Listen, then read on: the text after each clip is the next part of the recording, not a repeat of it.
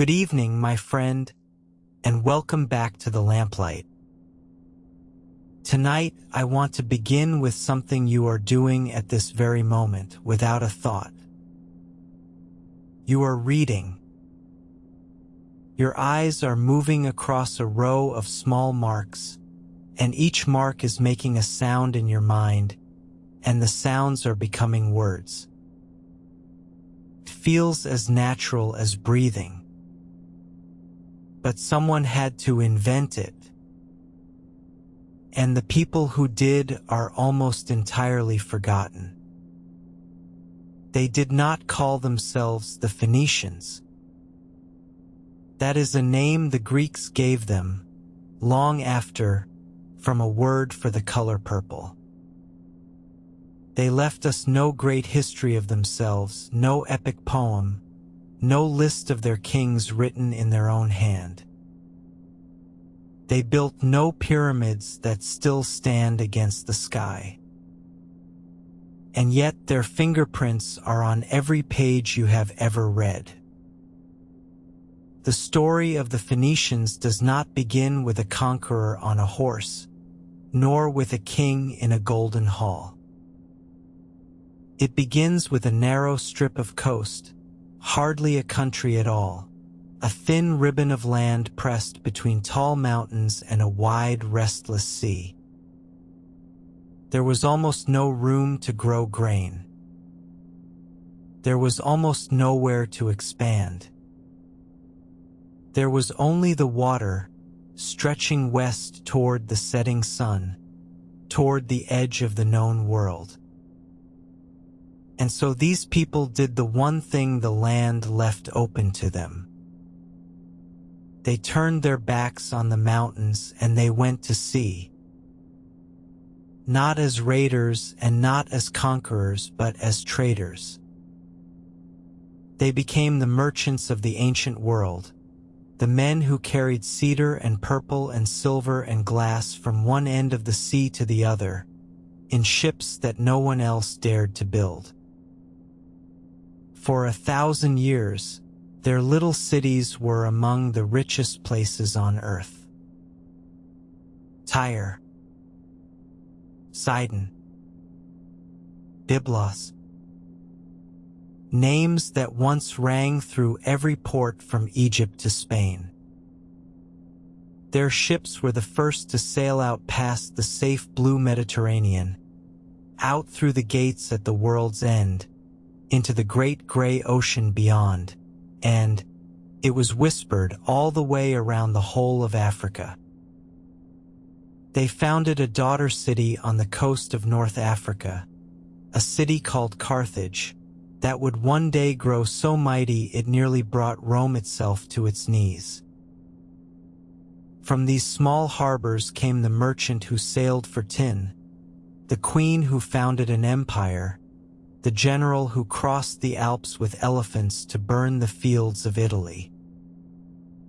And out of these cities came the gift that outlived them all. Not the purple, though kings would kill for the purple. Not the gold, though they gathered more of it than almost anyone alive. It was something lighter than any of that and far more powerful, a simple, brilliant idea about how to write down human speech. Before them, writing was a priest's art, hundreds and hundreds of signs that took a lifetime to master. The Phoenicians reduced it to a handful of letters, a set of small marks, one for each sound, that an ordinary merchant could learn in an afternoon. That idea traveled up the coast to Greece, and on to Rome, and down all the long centuries, until it reached the very letters your eyes are resting on now. Tonight we are going to follow the whole of their story slowly, from its very beginning to its very end. From the cedar forests of the Lebanese hills, where it started, to the smoking ruin of Carthage, where the western half of it ended in fire. We will walk through their crowded harbors and smell the dye vats that made them rich, We will sail with them past the edge of the maps. We will stand on the walls of Tyre as the greatest conqueror of the ancient world builds a road across the sea to break them. We will watch a princess flee her murderous brother and found a city on a foreign shore. We will follow that city as it rises to challenge Rome, and we will be there at the very end, when the last of it burns for 17 days, and a Roman general weeps at what his own people have done. And through all of it, we will keep returning to that one quiet miracle, the alphabet passed from hand to hand like a lit candle, from a forgotten people to the whole of the world that came after. Before we set sail, if you find some peace in these long, slow journeys through history, you might consider subscribing and tapping the like button, but only if you truly enjoy the quiet hours we spend together here. There is no need otherwise. This is meant to be a gift, not a debt. And wherever you happen to be lying tonight, whatever city, whatever hour, tell me in the comments where you are listening from and what time it is there. I read those notes every morning with my coffee, and I love to think of us all scattered around the turning world, keeping this same quiet vigil together in the dark. So dim the lights now. Settle back into your pillow and let your shoulders grow heavy. You do not need to remember any of the names or hold on to any of the dates. Let them wash over you gently, like the sound of water against a wooden hull. That is exactly how it is meant to be. Let the noise of the day fade behind us, like a harbor slipping away at our backs. Tonight we sail east and back 3,000 years to a narrow green coast beneath the mountains, where a people with no country to speak of first looked out at the sea and decided it would be their road. The story begins. Every people is shaped by the land it is given. To understand the Phoenicians, you must first stand where they stood and see what they saw when they opened their doors in the morning. Picture a coastline on the eastern edge of the Great Sea, along what is today the country of Lebanon, and the edges of Syria and northern Israel. It is a beautiful place, but a demanding one. Behind you rise steep mountains, their high peaks white with snow for much of the year. Before you spreads the sea, blue and endless. And between the two there is only a thin green shelf of land, in places just a mile or two wide. This was their whole world. There were no broad plains here for great fields of wheat, as there were in Egypt along the Nile, or in the flat lands between the rivers of Mesopotamia. There was no room for a sprawling kingdom of farms and villages spreading in every direction. The mountains hemmed them in on one side. The sea waited on the other. A people in such a place has only a few choices. They can stay small and poor, scratching a living from the little soil they have. They can try to fight their way through the mountains and be crushed by the great empires on the far side. Or they can look at that endless blue road in front of them and ask a daring question. What if the sea is not a wall at all? What if it is a door? But if the land was cruel in what it withheld, it was generous in one thing above all, and that one gift would make everything else possible. On the slopes of those mountains grew a a tall, straight, sweet-smelling tree, with wood that was strong and light and slow to rot. The cedar of Lebanon. We have almost forgotten how precious good timber once was. In Egypt, in the deserts of Mesopotamia, in the treeless lands to the south and east, there was no wood like this, no long, straight beams for the roofs of palaces, no tall masts for ships, no strong planks for temple doors. And here, on these green slopes, it grew in whole dark forests, thick and fragrant and vast. The great kings of the world hungered for that cedar. Pharaohs sent fleets to buy it. The kings of Assyria and Babylon boasted, in their stone inscriptions, of the cedar beams they had hauled home from the distant western mountains. To possess a roof of Lebanese cedar was to announce, to everyone who entered, that you were among the mightiest men alive. And the people of the narrow coast sat at the foot of those forests, between the byres and the trees. They learned very early the first and greatest lesson of the merchant. You do not need to own the whole world. You only need to stand in the doorway through which the world must pass, and take your share as it goes by. So they cut the cedar, and they dragged the great logs down to the shore, and they floated them south along the coast to the harbors of Egypt. And in return there came gold and grain and linen and papyrus, and all the riches of the Nile. It was a small trade at first, but it taught them the shape of the sea and the sweetness of profit, and it set their feet upon the road they would walk for 1,000 years. And it taught them to build. For to carry cedar by sea you need ships, and not the flimsy reed boats of the river, but strong vessels of wood that can ride a rolling swell and carry a heavy load. Who better to build such ships than a people with the finest timber in the world growing on the hills above their heads?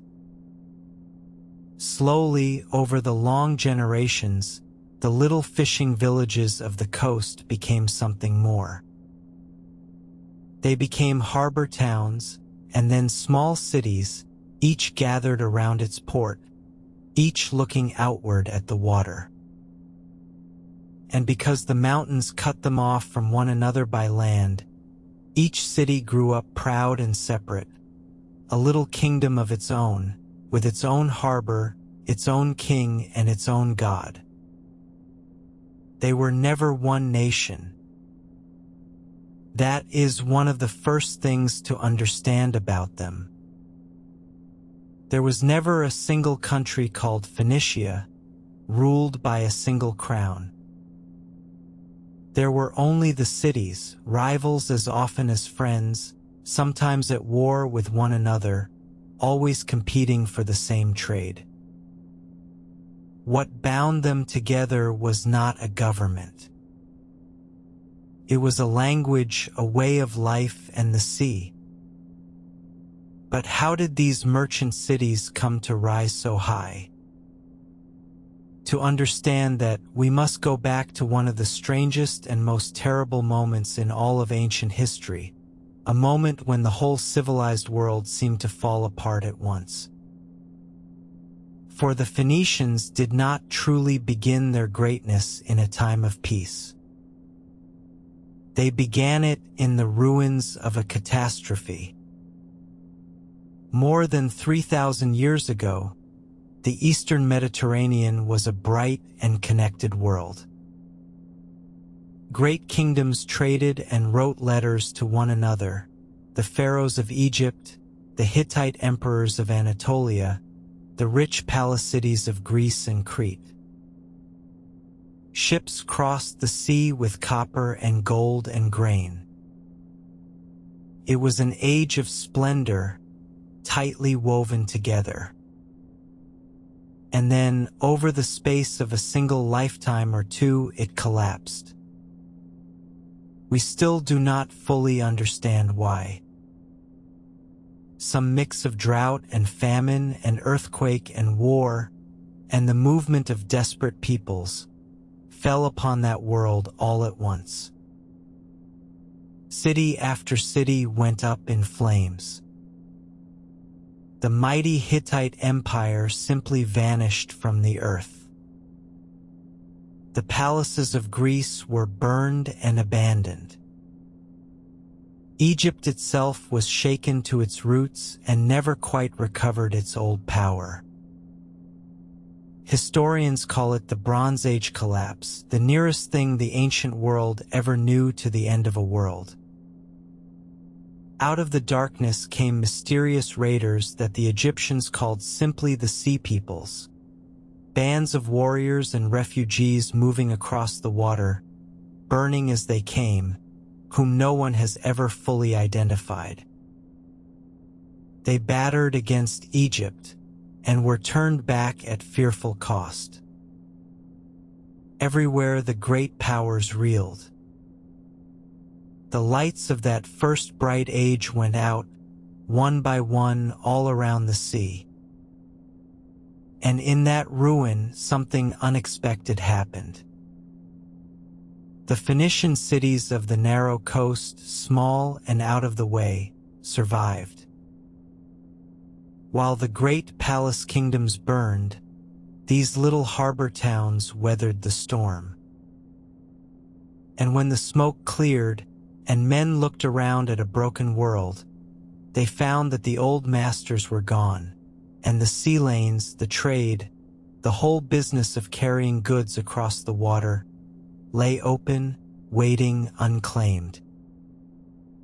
Into that emptiness the Phoenicians stepped. With Egypt weakened and the other sea powers destroyed, there was no one left to compete with them. The trade of the whole eastern sea fell into their laps, and they seized it with both hands. The catastrophe that had ended a golden age for everyone else became the beginning of a golden age for them. They rose, quite literally, out of the ashes of the old world. We have a wonderful, humble little glimpse of this new order in a single surviving Egyptian tale, written about 3,000 years ago. It is the story of a priest named Wanamonius, sent from Egypt to the city of Byblos to buy cedar for a sacred boat, the same old cedar trade that had run for 1,000 years. But everything about his journey shows how the world had turned.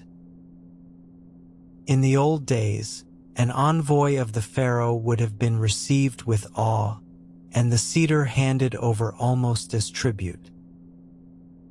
But poor Wanamonius is robbed on the way, and arrives with almost nothing. And when he finally stands before the king of Byblos, the king is in no hurry at all to help him. He keeps the Egyptian waiting for weeks. He demands payment in full and in advance. He points out coolly that his forefathers may once have served Egypt, but those days are over. It is a small, almost comic story of an official far from home, out of his depth and out of pocket. But it is history caught in the act of turning. The mighty Pharaoh's man must now beg and haggle with a Phoenician merchant king who knows his own worth and will not be pushed around. The old giant has grown weak. The clever coastal cities have grown bold. The age of the Phoenicians had begun, and they made the most of it. Freed from the shadow of the great empires, the cities threw their ships ever farther out across the sea. The centuries that followed the collapse were their springtime, the years when Tyre and Sidon and Byblos grew fat and confident, when the first colonies were planted in the west, when the purple and the glass and the alphabet all came into their own. They had been handed an empty sea, and they filled it with their sails. Let us walk, then, through those cities, for they are the beating heart of the whole story. 3 of them rose above the rest, and their names deserve to be remembered. The oldest was Byblos. It sat on the coast north of where the city of Beirut stands today, and it was already ancient when the others were young. For thousands of years, Byblos was the great gateway for the cedar trade with Egypt. Its ties to the Nile were so old and so close that the Egyptians thought of it almost as one of their own towns. Byblos gave its name to something you hold in your hands even now. Through this port passed the papyrus of Egypt, the reed paper on which the ancient world did its writing. The Greeks who bought their paper here came to call the paper itself after the city. From the name Byblos came their word for a book. And from that word, in time, came the name of the greatest and most printed book in all the world, the Bible. The Book of Books still carries, hidden in its name, the memory of a small Phoenician harbor. The second great city was Sidon, a name that appears again and again in the oldest stories in the Bible and in Homer alike. Sidon was famous for its craftsmen. From its workshops came fine embroidered cloth and delicate metalwork, and above all the shimmering, transparent marvel of Phoenician glass. For the Phoenicians were among the first true masters of glass. They learned to melt the pale sand of their own beaches into something clear and glowing, and to blow it and shape it into cups and bottles and beads that caught the light like water. Across the ancient world, a piece of Sidonian glass was a small piece of wonder, and men paid dearly for it. But the greatest of them all, in the end, was the third city. It rose a little to the south of Sidon, and its name meant simply the rock. We know it as Tyre. And Tyre was like no other city on that coast, for the heart of it was not on the mainland at all. It stood on an island, a rocky little island a short way out to sea. Think of what that meant in an age of swords and spears and battering rams.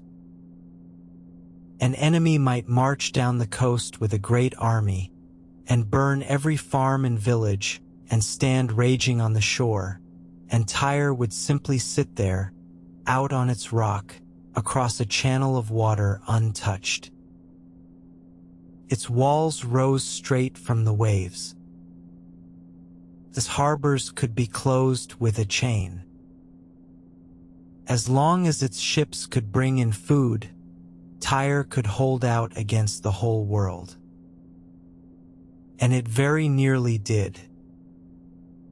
For century after century, while empires rose and fell on the mainland behind it, Tyre endured on its island, rich and proud and almost impossible to take. It became the wealthiest of all the Phoenician cities, the boldest in its trade, the farthest reaching in its voyages. When the world spoke of the merchants of the sea, more and more it was Tyre that it meant. These cities were small. We must be honest about that. Even great Tyre, at its height, held perhaps a few tens of thousands of souls, a town by the measure of our own age. The Phoenicians never had the numbers of Egypt or Assyria or Persia.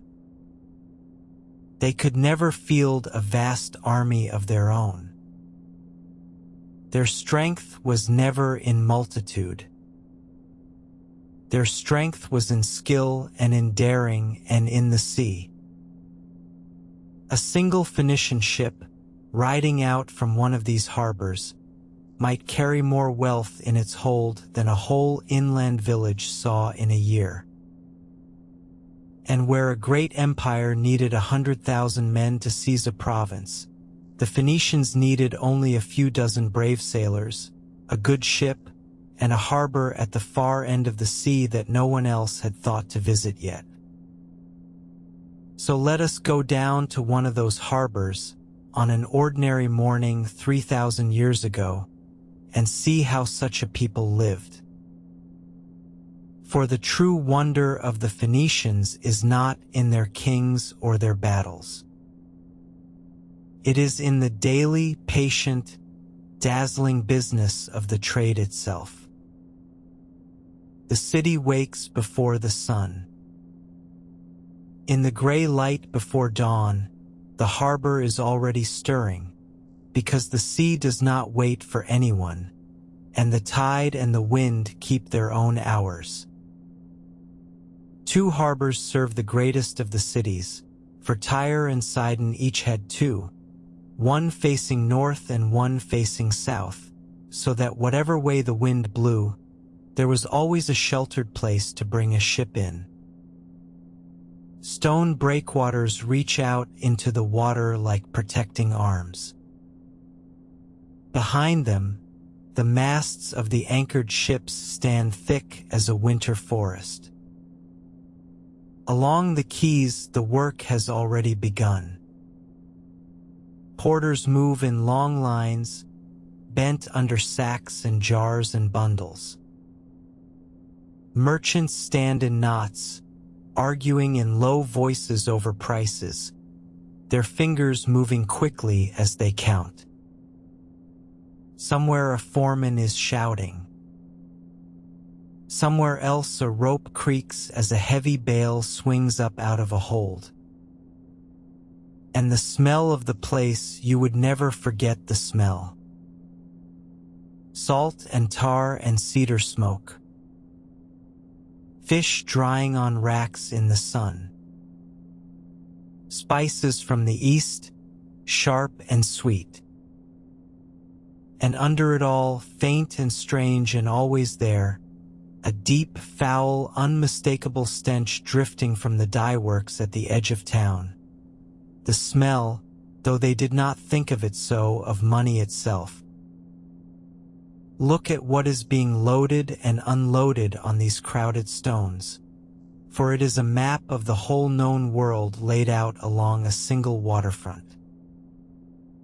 Here are the great cedar logs, of course, still the old reliable trade, bound for Egypt or for the treasuries of kings. Here are bales of wool, and the famous purple cloth, folded and guarded like treasure. Here are jars of wine and golden olive oil.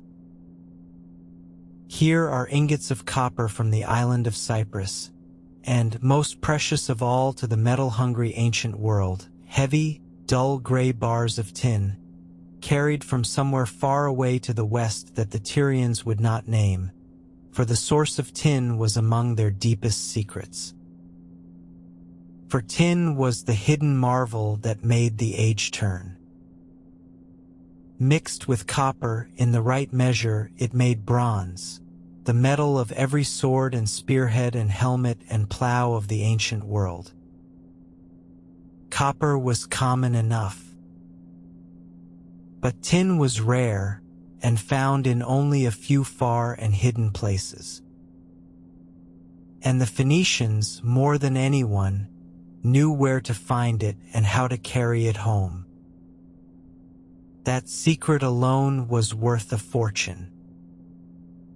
Here too are the small luxuries that a rich world craves. Ivory, carved into delicate figures for the couches of kings.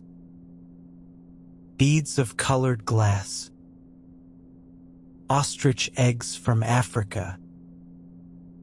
Incense from Arabia. Silver, gold, amber, precious stones.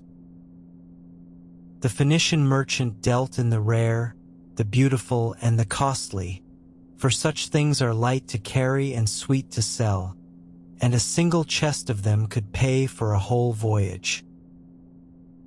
And here, at the center of it all, is the merchant himself. Not a soldier, not a priest, not a nobleman with a sword.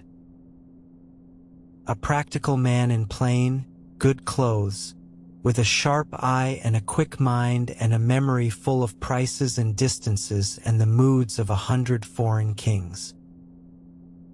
He can count in several languages.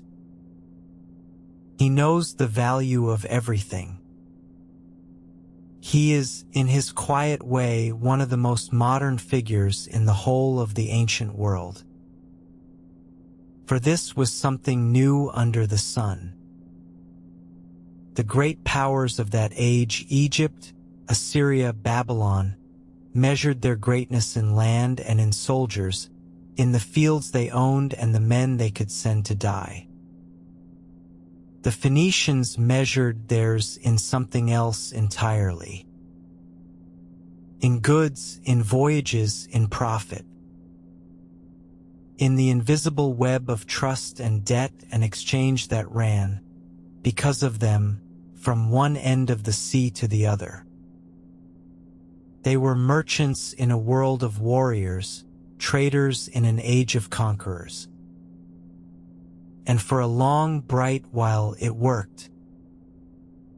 While the great empires bled themselves white in their endless wars, the little cities of the coast grew quietly, fabulously rich, selling to every side, bound to none, gathering the wealth of the world into their small stone harbors, one careful voyage at a time. Of all the things the Phoenicians made and sold, one gave them their very name and made them famous across the world, and colored the robes of emperors for 2,000 years. It was a dye. A deep, glowing, reddish purple, the color of dried blood and old wine and the sea at dusk. The world came to call it Tyrian purple, after the city that made the finest of it. It did not come from a flower or a fruit or a stone. Came from a snail. A small, spiny sea snail called the murex that clung to the rocks along that coast in great numbers. Deep inside its shell, the creature held a single tiny gland, no bigger than a drop, that produced a pale, clear fluid. And that fluid, when it was drawn out and left in the sun and the air, slowly darkened through yellow, through green, to a rich and permanent purple. The making of it was a foul and enormous labor. The snails had to be gathered by the countless thousands, for each one gave only the faintest trace of dye. They were cracked open and their glands cut out and left to steep in great stone vats, in the sun, for days. The stench of the rotting shellfish was so strong that the dye works had to be built downwind, at the edge of the city, and the smell of it clung to the whole trade. The numbers are almost beyond believing. To dye a single robe the deep, true purple, it took not hundreds but many thousands of snails, by some old reckonings, tens of thousands for one garment. Mountains of empty, broken shells piled up beside the workshops, so vast that some of those ancient heaps can still be traced today, thousands of years later, ridges of crushed shell along the old Phoenician shores. and this is why the color was so precious. A cloak of true Tyrian purple could cost as much as its weight in silver, and more. Only kings could afford it, and in time only kings were allowed to wear it. To be born to the purple became a phrase for royalty itself. Centuries later, the emperors of Rome would guard the color jealously, and a man could be put to death for wearing a purple that was not his by right. Think of what the Phoenicians had done. They had reached down into the crack of a rock, into the body of a small, ugly snail, and drawn out of it a color that would clothe the mightiest men on earth. They had taken the most humble thing imaginable and made it the very badge of power. That was their genius in a single image, to find wealth where no one else had thought to look, and to sell the world something it did not even know it wanted, until it could not do without it. And they guarded the secret well. The exact art of the dye, the mixing and the timing and the strength of it, was passed down within the cities and not shared abroad. Rivals could see the finished cloth and marvel at it and pay for it, but they could not easily make it themselves. For 1,000 years, if you wanted the true purple, the deep and glowing kind that never faded, you came, in the end, to the Phoenicians. And now we come to the greatest thing they ever did, though they may never have known its worth. To understand it, we have to remember what writing was in the world before them. Writing was very old already. For more than 2,000 years, the Egyptians had written in their beautiful hieroglyphs, and the peoples of Mesopotamia had pressed their wedge-shaped signs into clay. But these were mighty and difficult systems. They used hundreds upon hundreds of separate signs, a sign for a whole word here, a sign for a syllable there, signs whose meaning shifted with their neighbors. To learn such a system took years, a childhood and more of patient schooling. And so writing belonged to a small and powerful few, the scribes, the priests, the servants of the king. It was a kind of magic, jealously guarded, that shut out all but a trained handful. The ordinary person lived and died without ever setting down a single word. Now, the Phoenicians were not scholars and they were not priests. They were merchants, and merchants have a very particular need. They must keep accounts. They must write letters to their partners in far-off ports. They must record what was loaded and what was owed, and what a cargo cost quickly and clearly in the middle of a busy working day. They had no time for a scribe's long training and 1,000 sacred signs.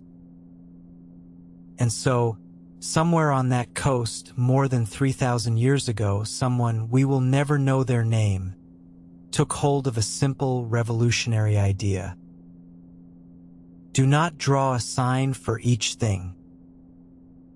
Do not even draw a sign for each syllable. Draw a sign only for each separate sound that the mouth can make.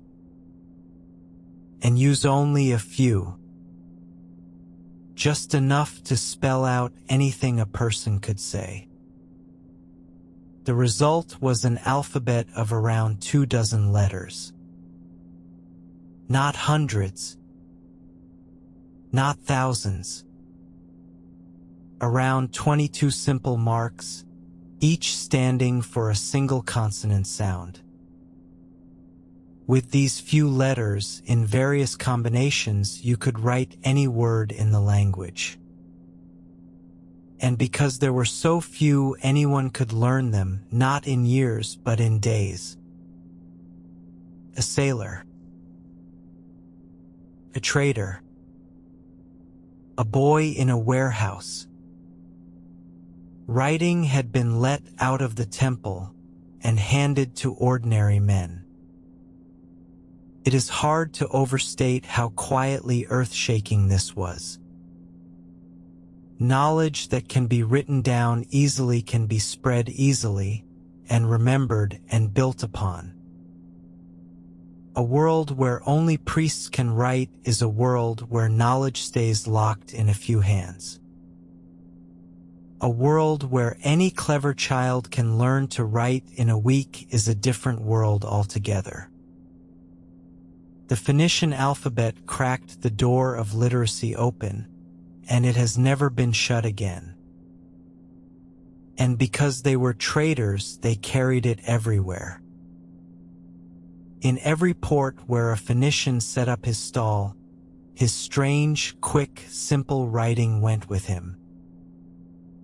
And other peoples watching saw at once how useful it was and took it for their own.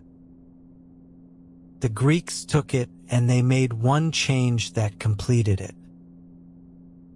The Phoenician letters were all consonants, with the vowels left for the reader to fill in. The Greeks added signs for the vowel sounds as well, the A, the E, the O. And with that, the alphabet became complete, a full and exact tool for capturing human speech, sound by sound, on a page. The Greek word for it even kept the memory of its makers in its first two letters, alpha, beta. From the Greeks it passed to the Romans, who shaped the letters into the forms we still use. And from Rome it spread across Europe and then, in the fullness of time, across the whole of the world. The letters on a page in London, in New York, in Sydney, the letters on your screen tonight, they are the grandchildren of those first rough marks scratched by a Phoenician merchant, keeping track of jars of oil. It is one of the strangest ironies in all of history. The Phoenicians gave the world the very tool it uses to remember, and then the world used that tool to write down everyone's story but theirs. Their rivals wrote the histories. Their enemies wrote their end.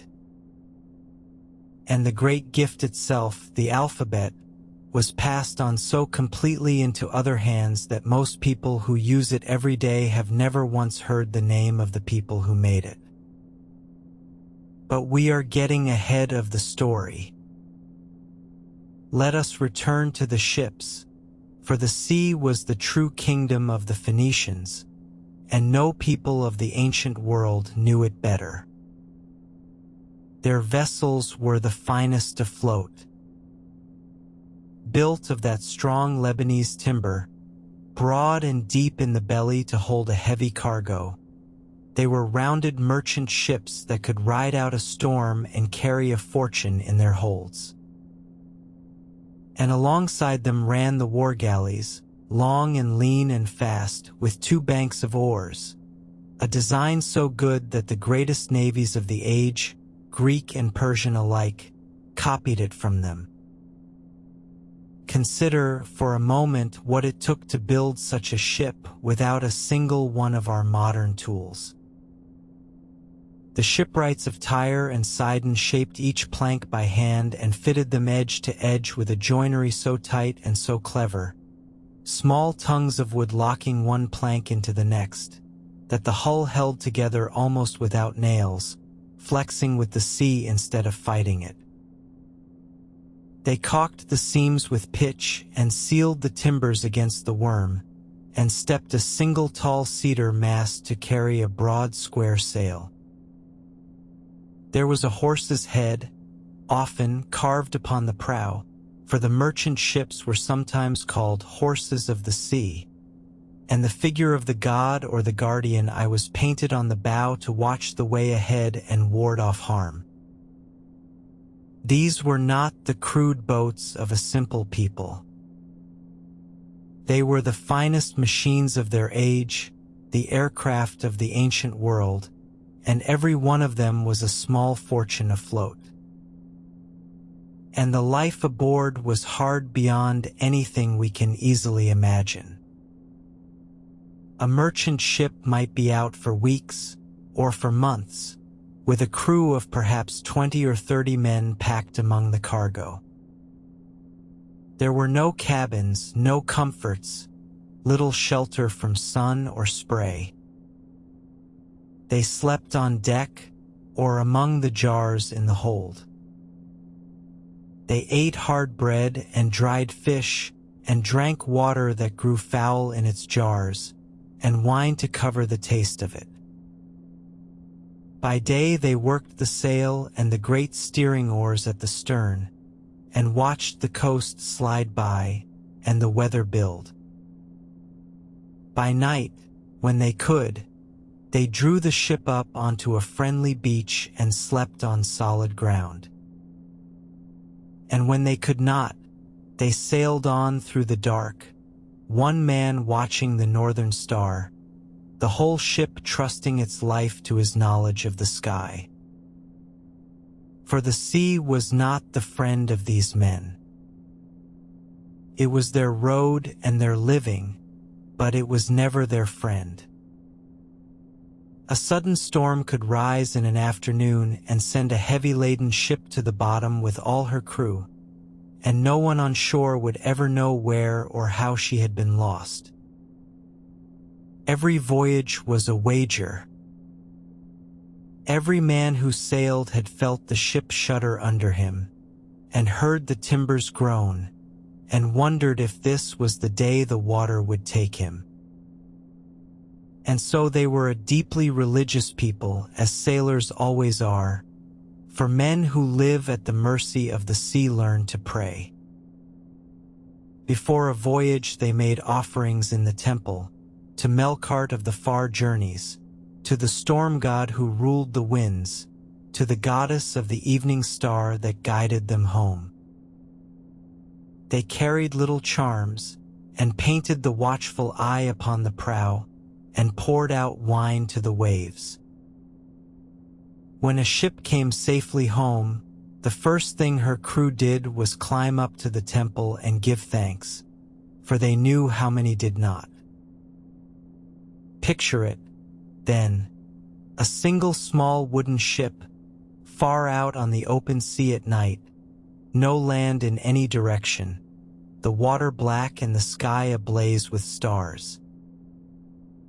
A handful of men, awake and afraid and hopeful, steering by a star toward a harbor they cannot yet see, with a fortune in purple and silver beneath their feet. That is the true and beating heart of the Phoenician story. Not kings, not battles, that little ship, and those brave men, and the dark and shining sea. And they knew how to find their way. This is the marvel that is easy to pass over. There were no maps as we know them, no compass, no instruments. There was only the sea and the sky and a sailor's hard-won knowledge. By day, the Phoenicians steered by the sun and the shape of the coast. And by night, when others feared to sail at all, they steered by the stars. They watched, in particular, one small steady star in the north, around which all the others seemed to turn, the star we call the pole star. While Greek sailors navigated by the Great Bear, the Phoenicians learned to fix upon the smaller, truer circle nearer the pole, and so held a straighter course through the dark. So skilled were they at this that other people spoke of the Phoenician star, and sailed home by the knowledge these merchants had gathered. This one skill changed everything. A sailor who can steer by the stars need not hug the coast, creeping from headland to headland, anchoring each night in fear. He can strike out across open water, through the darkness, and trust that the sky will bring him home. And so the Phoenicians sailed where others dared not, by routes others did not know, and reached shores others had never seen.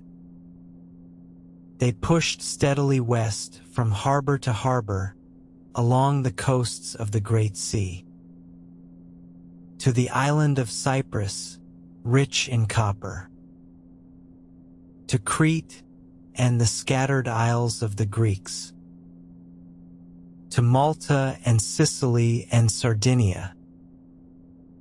Ever westward they went, following the setting sun, until they came at last to the far end of the Mediterranean, where two great headlands stand on either side of a narrow strait, the place the ancient world called the Pillars of Heracles, and we call the Strait of Gibraltar. To most peoples of the age, this was the end of the world. Beyond those pillars lay the great outer ocean, gray and cold and boundless, where the friendly blue sea gave way to towering waves and endless mist. Wise men said no one should sail beyond the pillars. The Phoenicians sailed beyond the pillars. They passed out through the strait into the Atlantic, and they turned north, up the coast of what is now Portugal and Spain, and on toward the gray waters of the far northwest. For somewhere out there, in islands wrapped in fog, lay the source of that most precious metal, tin, the secret they guarded above all others. Some believe their tin ships reached as far as the coasts of Britain itself, to trade with the miners of its far western tip. And there is a story told by the Greek historian Herodotus that is more astonishing still. He wrote that an Egyptian pharaoh once hired a crew of Phoenicians to sail all the way around the whole of Africa, down the eastern coast, around the unknown south, and back up through the pillars into the Mediterranean. They set out, the story goes, and vanished for years, planting grain and harvesting it on strange shores as they went, until at last they came home from the west, having circled the entire continent. Herodotus himself did not quite believe one detail of their account, that as they sailed around the south of Africa, the midday sun had stood on their right hand, to the north. He thought it impossible. But that is exactly what a sailor would see below the equator, in the southern half of the world. The one detail he dismissed is the very thing that suggests the voyage was real. These men had sailed so far south that the sun itself had changed its place in the sky. Whether or not that one great voyage truly happened, the meaning of it is plain. In an age of small ships and short horizons, the Phoenicians thought bigger than anyone. They looked at the edge of every map and asked what lay beyond it. They were the astronauts of their day, pushing out past the last safe shore into the unknown, for curiosity and for profit both, and coming home with the stars in their eyes and silver in their holds. A people that sails so far cannot simply turn around and come home each night. The Great Sea is too wide. The voyages are too long.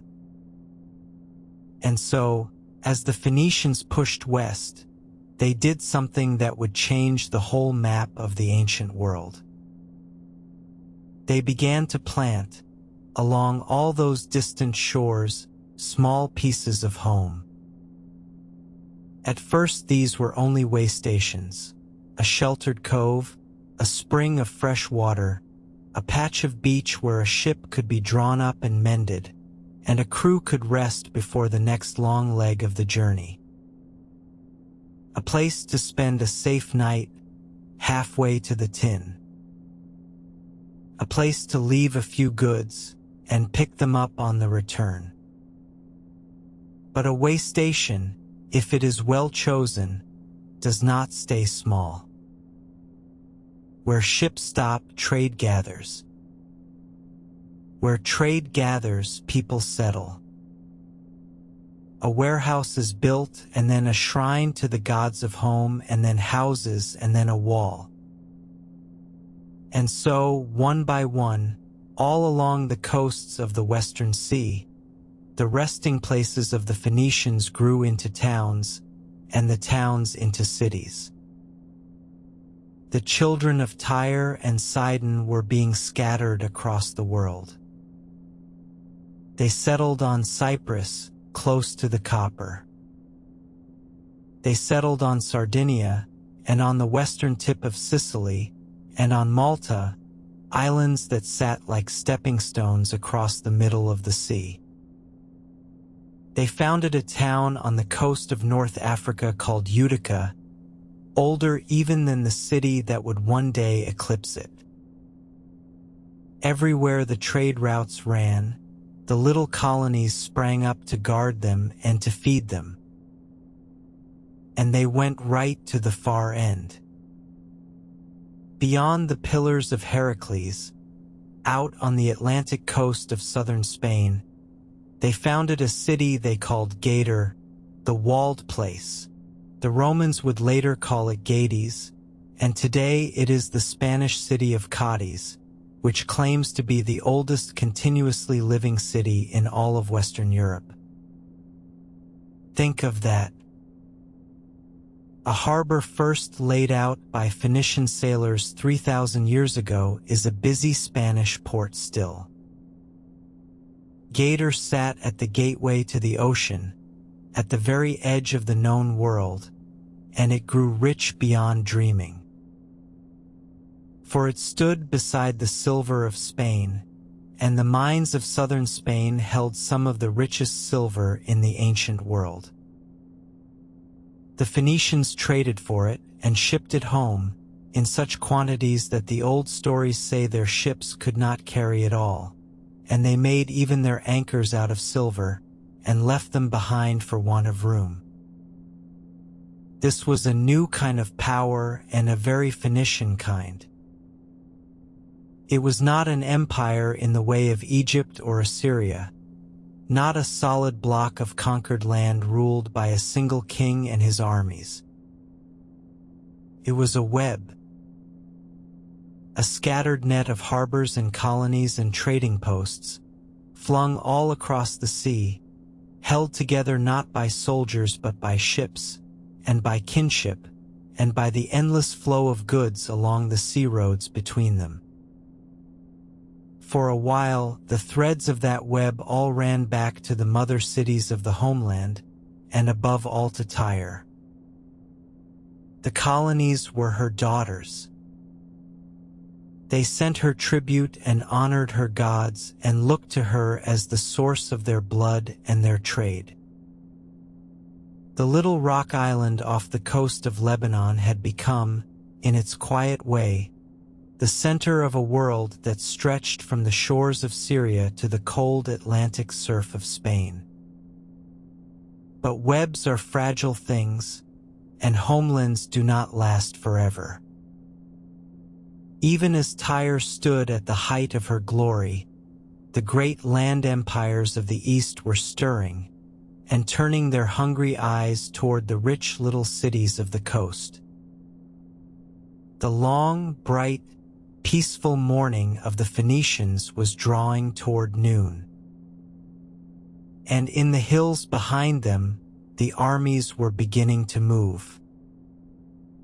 But before we follow the armies, let us take one last great voyage with the Phoenicians, out past the edge of the known world. For this is the part of their story that most deserves to be remembered, and most often is forgotten. Two of their captains, in particular, made journeys so bold that we still speak their names, 3,000 years on. They set out from Carthage in the west, and they sailed off the edge of every map that existed. The first was a man named Hanno, and his voyage was written down, a short account translated into Greek that has come down to us across the centuries as one of the oldest travel stories in the world. Hanno set out, the record says, with a great fleet of ships and thousands of colonists, through the Pillars of Heracles, and then turned south, down the long, unknown Atlantic coast of Africa, where no record-keeping sailor had ever gone before. Down he went, past the deserts, planting little colonies as he sailed, into a stranger and stranger world. He describes lands of great heat and wide rivers full of crocodiles and hippopotamuses.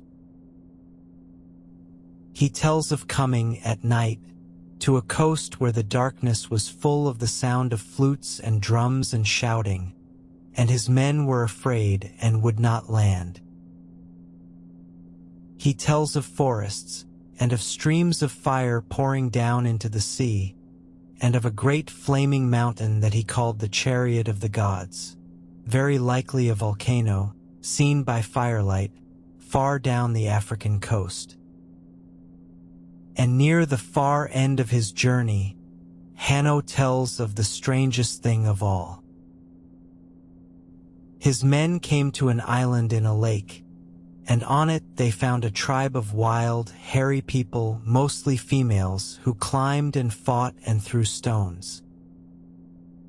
Their interpreters, he says, called these creatures gorillae. Hanno's men captured a few of their skins and carried them home to Carthage. And from that single ancient word, gorillae, written down on that voyage 3,000 years ago, we take, to this very day, our name for the great ape, the gorilla.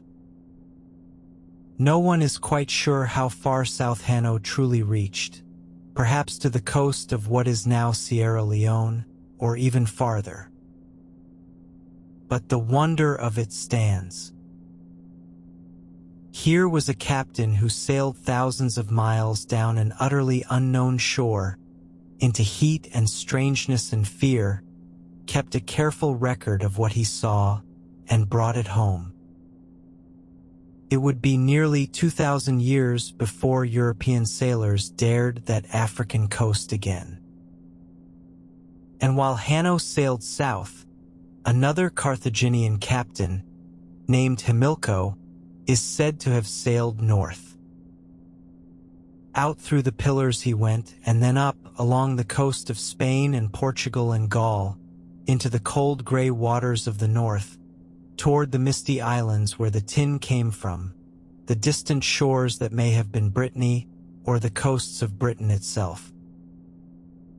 Hamilco's account survives only in scraps, quoted by later writers, and it is full of the terrors of the Northern Ocean, so different from the warm blue Mediterranean the Phoenicians knew. He speaks of vast calms, where no wind blows and the ships lie helpless. He speaks of shallows and thick tangling weed that clutches at the hulls, and sea monsters moving in the fog, and days so dark and misty that the sailors could barely see.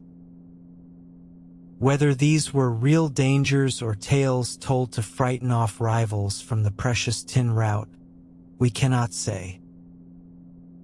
For that is the other thing to remember about these voyages. The Phoenicians did not share their maps. The road to the tin, the road to the gold, the safe passages and the good harbors at the world's end. These were secrets worth more than any cargo, and they guarded them fiercely. There is a story of a Phoenician captain who, finding a Roman ship following him to learn his route, deliberately ran his own vessel aground on the rocks, wrecking them both, rather than give up the secret. And his city, it is said, repaid him in full from the treasury for the ship he had lost.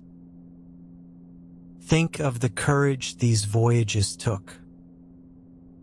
No compass, no charts of these waters, no knowledge of what lay ahead, whether the sea simply ended, whether monsters waited, whether they would ever find their way home.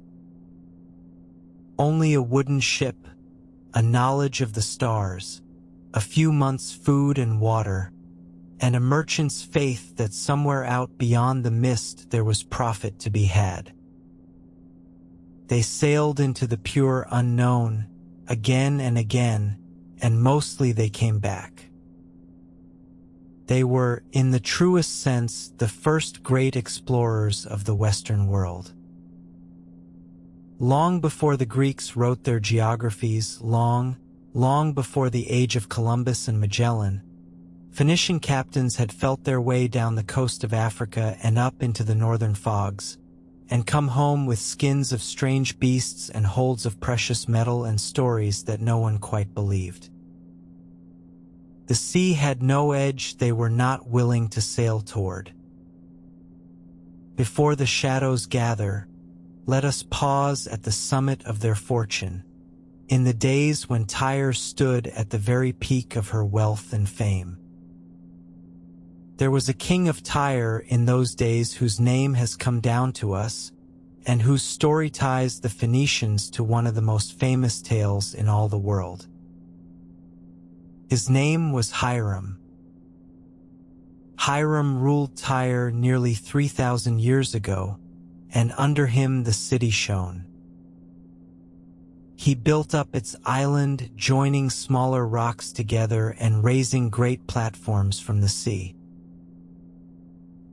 He raised new temples to the gods, and filled the harbors with ships, and made Tyre the dazzling heart of the whole Phoenician world. And in his time there rose, inland, a new king of a small hill people, with whom Hiram made a famous friendship. That king was Solomon of Israel in Jerusalem. And when Solomon set out to build his great temple to his God, he had the will and the gold, but not the skill and not the timber. So he sent to Hiram of Tyre. And it was Phoenician cedar, floated down the coast in great rafts, and Phoenician craftsmen, masters of stone and bronze and gold, who helped to build the Temple of Jerusalem, the most sacred building of the ancient Israelites. The old accounts even name the master craftsman Hiram sent, a man of Tyre, skilled above all others in the working of bronze, who cast the great pillars and the vast basin and the sacred vessels of the temple. So it was that the two peoples were bound together at the very root of one of the world's great faiths, the Israelites who worshipped there, and the Phoenicians whose hands had helped to raise the walls. And Hiram and Solomon, the old stories say, went into business together as kings sometimes do. They sent out joint fleets from the ports of the Red Sea, down to a far and golden land called Ophir, and brought back gold and precious stones, and rare woods and strange beasts. The wealth of Tyre and the wealth of Jerusalem flowed together, carried in Phoenician ships, guided by Phoenician stars. This was the height of it. A Phoenician king so rich and so respected that the wisest king of the age sought his friendship, and leaned on his craftsmen, and shared his voyages. Tyre in the days of Hiram was one of the great cities of the world, and her purple and her cedar and her silver flowed out to every shore, and the tribute of 100 ports flowed back. But to know a people truly, you must know not only their wealth but their gods. And here the story of the Phoenicians grows darker and stranger, and we must walk carefully and gently through it. They worshipped many gods as the peoples of that world did. Each city had its own great protector. Over Tyre stood Melkart, whose name meant king of the city, a mighty god of the sea and of the far voyages, whom the later Greeks would liken to their own Heracles. Over Sidon and elsewhere stood Astarte, goddess of love and of war and of the evening star, beautiful and terrible. And over many of the cities stood Baal, a word that meant simply Lord, the great storm god and master of the heavens, giver of the rain that made the crops grow. These were powerful gods, worshipped with rich offerings, with incense and feasts and the first fruits of the trade, in high temples that looked out over the harbors and the sea. But there is a shadow over Phoenician religion that the ancient world spoke of with horror, and that troubles us still.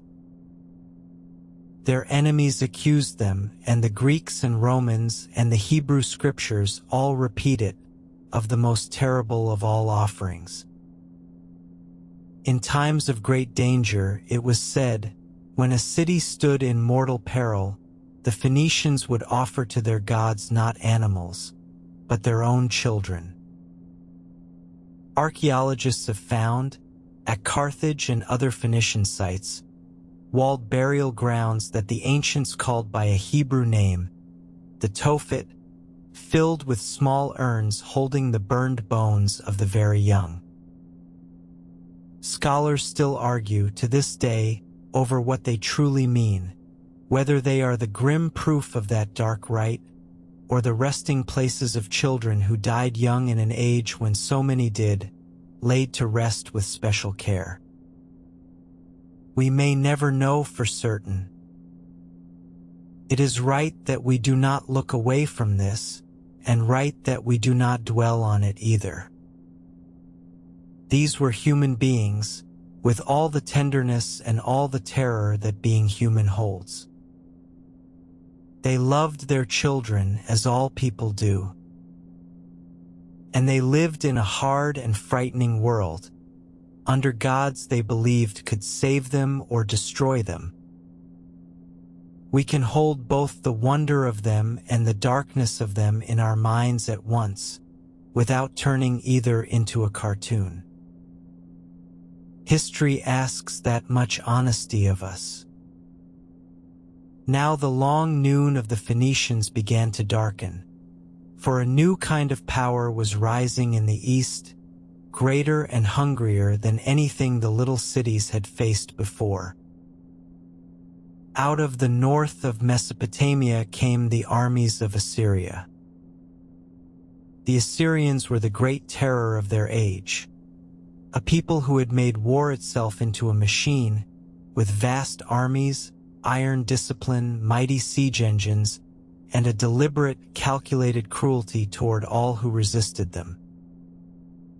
They swept west, kingdom by kingdom, and where they conquered, they demanded tribute: gold, silver, cedar, purple, the very wealth of the coast, and where they were refused, they came with fire.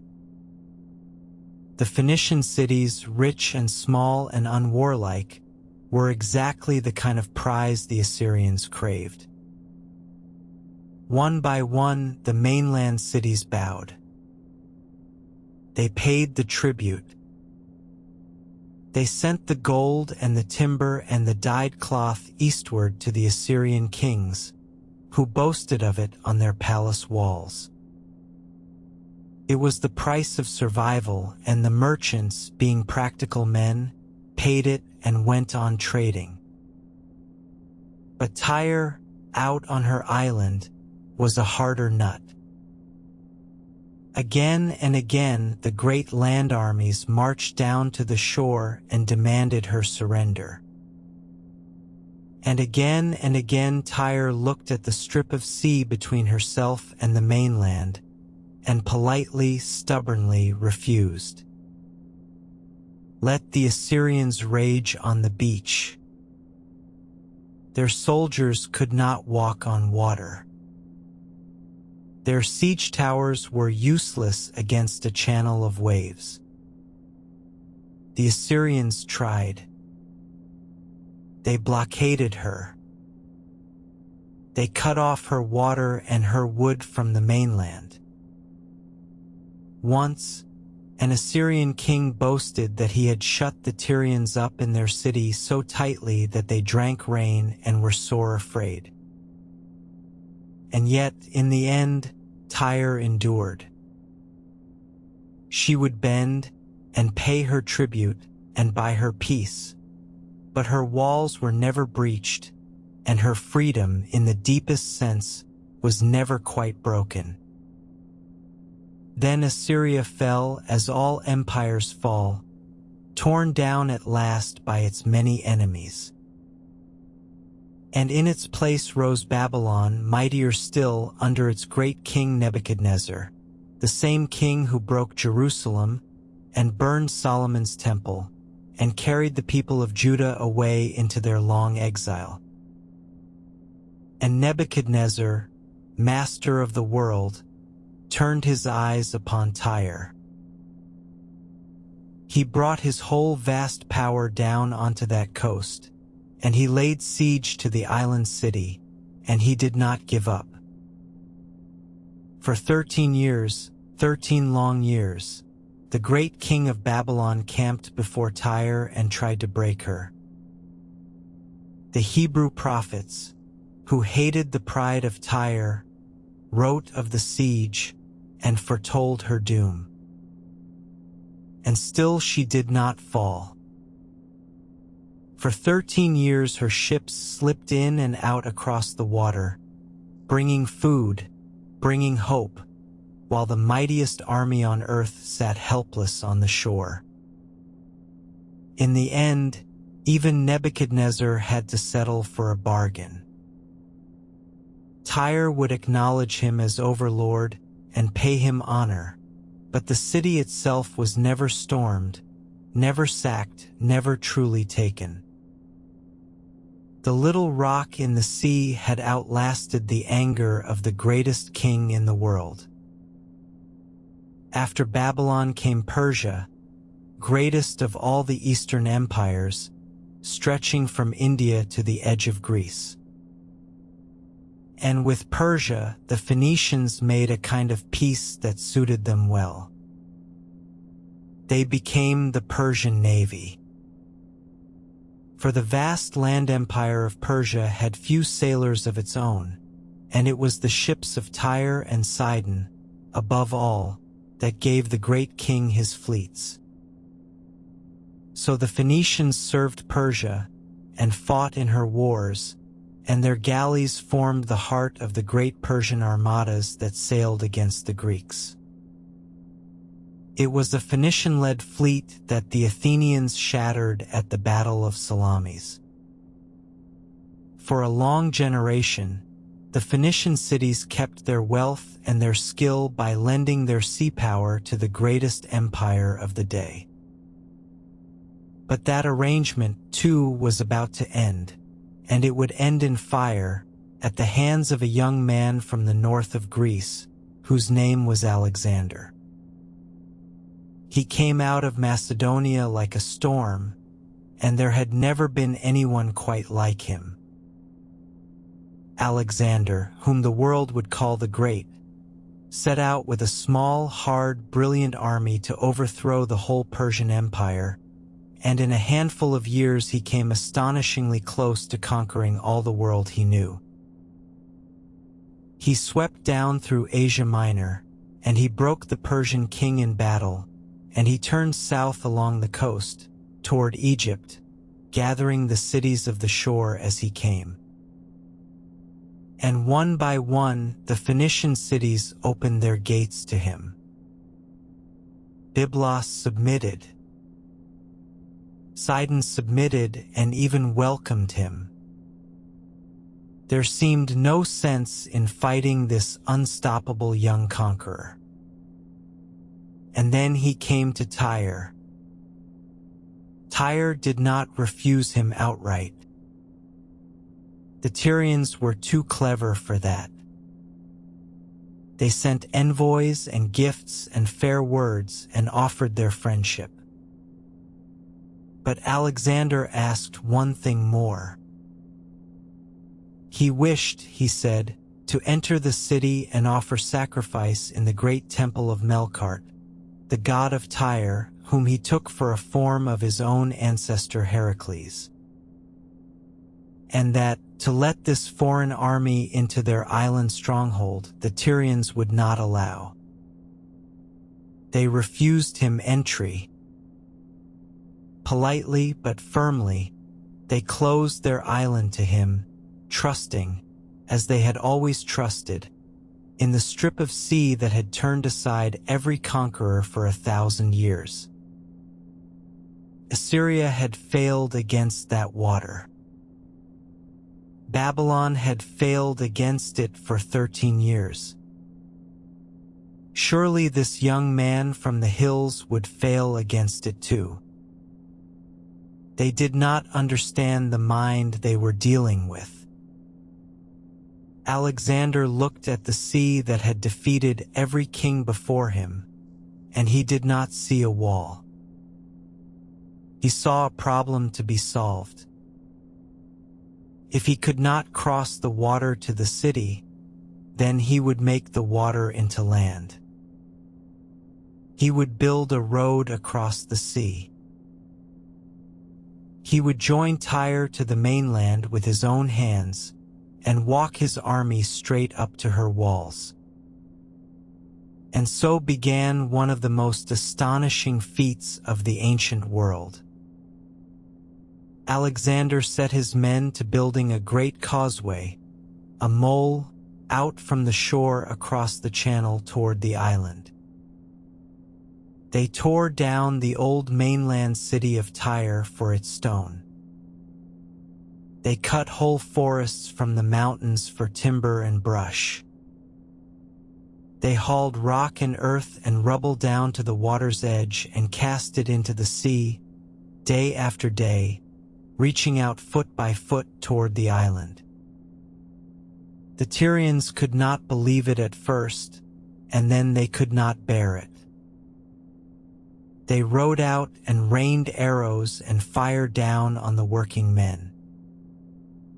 They sent a great fire ship, packed with pitch and brimstone, crashing into the half-built mole, and burned it to the waterline. Again and again they struck at the causeway, and again the sea and the Tyrians together tore down what the Macedonians had built. But Alexander would not stop. He built wider. He built stronger. He gathered ships from the other Phoenician cities, from Sidon and Byblos and the rest, cities that now served him, and from Cyprus until he had a fleet that could drive the Tyrian galleys back from the walls. He mounted his siege engines on ships and on the growing mole, and he battered at the great sea walls of Tyre from every side at once. The siege lasted 7 months. 7 months of labor and fire and death, of the causeway creeping outward while the arrows flew, of the walls shaking under the engines. The Tyrians fought with the courage of desperation, for they knew what defeat would mean. They poured down heated sand that ran burning under the armor of the attackers. They dropped great stones. They fought for every foot of their walls. But the ring was closing, and the sea, their old protector, had been turned against them. And at last the walls were breached. Alexander's men stormed through, from the mole and from the ships, into the streets of the ancient city. And what followed was terrible, as the storming of a city that has resisted too long always was. Thousands of the Tyrians were killed in the fighting and the fury that came after. Thousands more were sold into slavery. The proud island city, unconquered for 1,000 years, was broken at last. Tyre survived as a place. People lived there again. It was rebuilt. It endured for centuries more. But something had ended. The spell was broken. The city that had turned aside Assyria and Babylon and outlasted them both had fallen to a young man who refused to accept that the sea was a wall. And the causeway he built never washed away. Sand gathered against it over the ages, until Tyre was no longer an island at all, but a point of the mainland, as it remains to this very day. You can still walk out to old Tyre on land because of a road a conqueror built to destroy it. With the fall of Tyre, the long story of the Phoenician homeland drew toward its close. The eastern cities went on under Greek rule and then Roman, still trading, still making their purple, but no longer masters of their own fate, slowly blending into the great Greek-speaking world that Alexander left behind. The heart of the Phoenician story now passed westward, across the sea, to the greatest of all their daughter cities, which had been quietly growing into a power of its own. To Carthage. The story of Carthage begins, fittingly, with a ship fleeing in the night, and with a woman of Tyre who would become a legend. Her name in the old tellings was Alyssa, though the Romans would come to call her Dido. She was, the legend says, a princess of Tyre, the sister of the king. And when their father died, the throne passed to her brother, a greedy and violent young man. He murdered Alyssa's husband, who was also the high priest of the city and a very wealthy man, hoping to seize his gold. And Alyssa, in grief and in danger, gathered those who were loyal to her and secretly loaded the treasure onto ships and fled by night from her own city, out across the dark sea, to seek a new home in the west. She sailed the long sea road of her people, past the isles and the harbors, until she came to the coast of North Africa, to a fine bay not far from where the old colony of Utica already stood. And there she asked the local people for land on which to settle. They were wary of these strangers, and they offered her, half in mockery, only as much ground as could be covered by the hide of a single ox. And here the legend gives us the cleverness that the Phoenicians so admired. Alyssa agreed to the bargain, and then she took the ox hide and cut it into the thinnest strips she could, a fine long cord of leather, and with it she marked out not a tiny patch, but the whole of a great hill and its surroundings. By her wit, she had won a city's worth of ground from a single skin. On that hill she raised her citadel, and around it grew the new city. They called it Carthage, which in their tongue meant, simply, the new city. The Romans, centuries later, would weave her story into their own greatest poem and give it a tragic end. The wandering hero Aeneas, the doomed love of Queen Dido, and the queen's death on a burning pyre as her lover sailed away to found the Roman race. It is a magnificent tale, but it belongs to Roman poetry, not to Phoenician history. What matters is the truth at its heart, that Carthage was founded by exiles from Tyre, carrying the blood and the skill and the gods of the old country to a new shore. And on that new shore, far from the reach of the eastern empires that had ground down the homeland, Carthage grew. It had everything its mother city had, and more room to use it. It had 2 fine harbors. It had the trade of the whole Western Sea in its hands. It had the rich farmland of North Africa spreading behind it, so that unlike cramped little Tyre, it could grow its own grain and feed a great population. And grow it did until it became something the Phoenician homeland had never quite been. Not just a rich trading city, but a great power with an empire of its own. Carthage took up the leadership of all the western colonies, the scattered children of Tyre and Sidon across the sea. Where the eastern cities had fallen under foreign kings, Carthage was free and mighty, and mistress of her own destiny.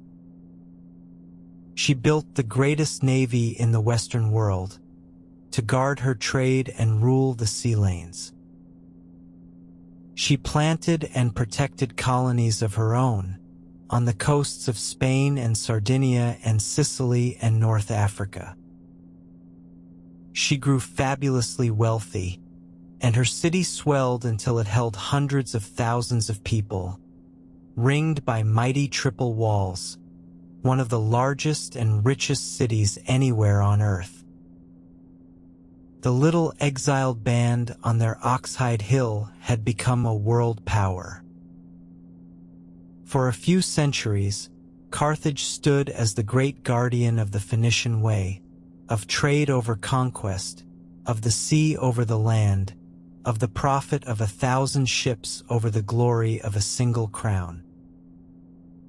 She was the last and greatest flowering of that ancient merchant spirit that had first stirred on the narrow coast beneath the cedars, so long before. But out across the Middle Sea, on a hilly peninsula to the north, another city was rising. A city of farmers and soldiers, not of merchants and sailors. A city that thought in terms of land and legions and conquest without end. A young, hard, hungry city named Rome. And the day was coming when the sea would not be wide enough for both of them. Before the 2 cities collide, let us walk for a moment through Carthage at her height, for she was one of the wonders of the ancient world, and few people today have any picture of her at all.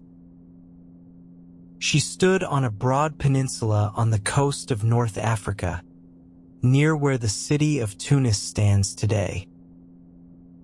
And she was vast, perhaps 250,000 people or more, one of the largest cities on earth, ringed by walls so mighty that they were spoken of with awe all around the sea.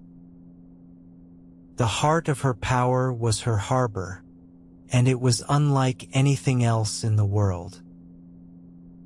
The Carthaginians dug, out of the land itself, 2 great artificial ports, one behind the other. The outer one was for the merchant ships, the endless traffic of trade. And behind it, entered through a narrow channel that could be closed with iron chains, lay a secret inner harbor, round as a ring, for the navy alone. Around that circular war harbor, and on an island at its center, stood covered docks. Sheds, row upon row of them, hundreds of them, each holding a warship drawn up out of the water, ready to be launched.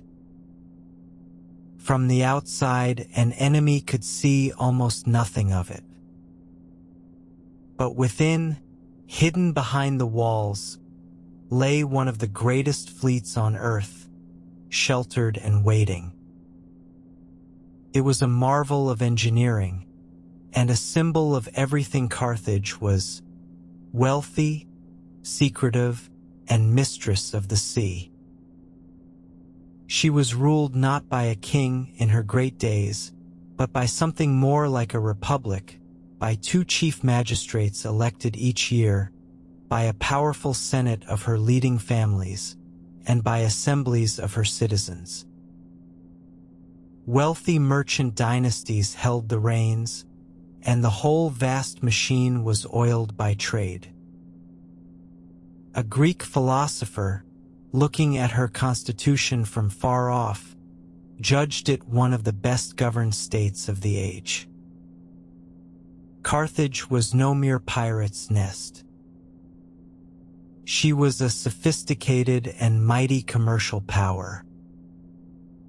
Her wealth came from everywhere, from the silver of Spain and the gold of Africa, from the rich grain fields around the city worked by great estates, from the endless trade of her ships, which reached, as her mother cities had, to the very edges of the world.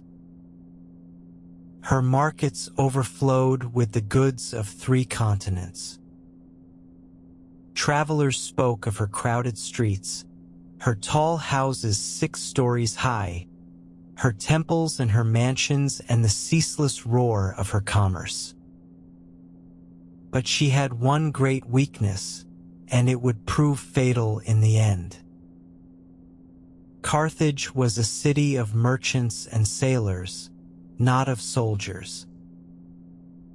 Her own citizens manned her magnificent fleet, but for her armies on land, she hired others. She bought her soldiers, Spanish tribesmen, Gauls, Greeks, fierce Balearic slingers, Numidian horsemen from the African plains. Mercenaries paid in silver, loyal only as long as the money flowed. Such an army could be magnificent in the hands of a great general, as the world would soon learn. But it had no deep roots. A mercenary army, beaten and unpaid, melts away or even turns upon its master. Rome, by contrast, fought with her own citizen farmers and with the loyal peoples of Italy, who could be beaten again and again and still come back. In that single difference, hired swords against a nation in arms, lay the seed of the whole tragedy to come. For a long time, Rome and Carthage were not enemies at all. They were distant friends, even allies. Rome was a land power, master of the Italian peninsula, with little interest in the sea. Carthage was a sea power, mistress of the western waters, with little interest in the plains of Italy. They signed treaties. They stayed out of each other's way. There seemed no reason they should ever come to blows. But between them lay the island of Sicily, rich, fertile, and close to both. And on that island, the 2 great powers finally brushed up against one another, like 2 flames leaning toward the same dry field. A small quarrel over a single Sicilian city was the spark.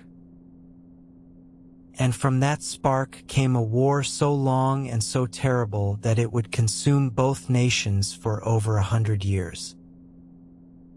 History calls these the Punic Wars, Punic being the Roman word for the Phoenicians of Carthage.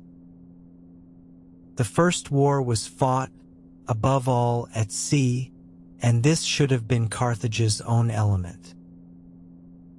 For centuries, the Phoenicians and their children had ruled the waves without a rival. Rome, at the start, had almost no navy at all. It seemed absurd that a nation of farmers should challenge the greatest sailors in the world upon the water. But Rome did something that revealed exactly the kind of enemy she would be.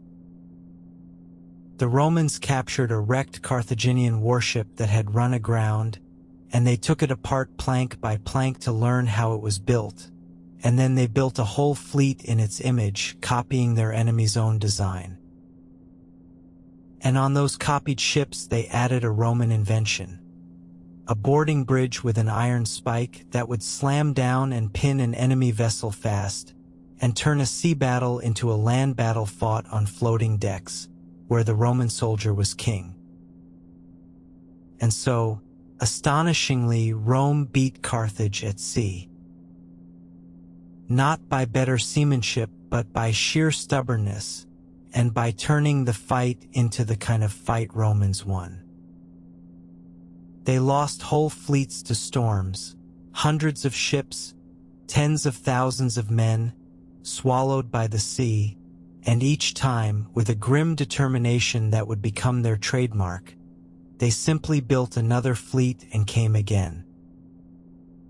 Carthage, in the end, could not match that endless will.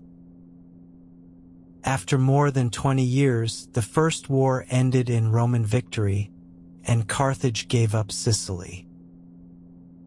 It was a heavy blow and a costly peace, and it left Carthage bitter. But Carthage was still rich, still mighty, and she turned her energies westward to Spain, to the silver and the manpower of that great peninsula, and there she built a new dominion to replace what she had lost. And it was in Spain that there grew to manhood the man who would become Rome's most dangerous enemy in all her history. His name was Hannibal. Hannibal was the son of a great Carthaginian general, and the story goes that as a boy his father led him to an altar and made him swear a solemn oath that he would be, for all his life, an enemy of Rome. Whether or not the tale is true, Hannibal lived as though it were. He was a soldier of rare and terrible genius, beloved by his men, tireless, fearless, and cunning beyond any general of his age. And when war came again between Carthage and Rome, he conceived a plan of breathtaking boldness. Rome expected the war to be fought in Spain or in Africa or at sea. Hannibal decided to bring the war to Italy itself, to march overland from Spain, across the great rivers and the towering mountains, and fall upon Rome from the north, where she least expected it. And to do it, he would lead his whole army, horses, men, and war elephants and all, over the high and frozen passes of the Alps. It was one of the great marches of history, and a terrible one. Hannibal led tens of thousands of men out of Spain, across what is now southern France, and up into the Alps as the autumn snows were beginning. The mountains were murderous. Cold, ice, avalanches, and hostile tribes hurling rocks from the heights took a fearful toll. Men and animals slipped from narrow paths into the gulfs below. Nearly half his army died on that crossing. But Hannibal came down out of the mountains into Italy with the survivors, hardened, desperate, and led by a genius, and he fell upon the Romans like a thunderbolt. And in a series of battles over the next years, he did what no one had believed possible. He beat the armies of Rome again and again, on their own soil, each time against the odds.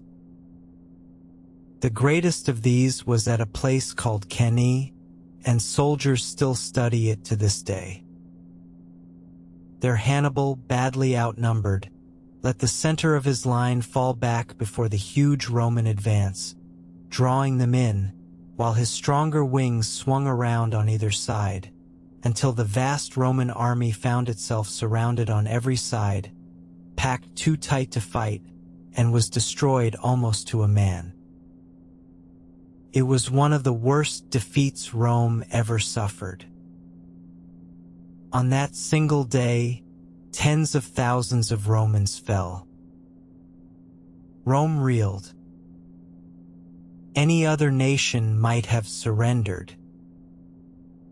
Hannibal roamed Italy almost at will, seemingly unbeatable in the field.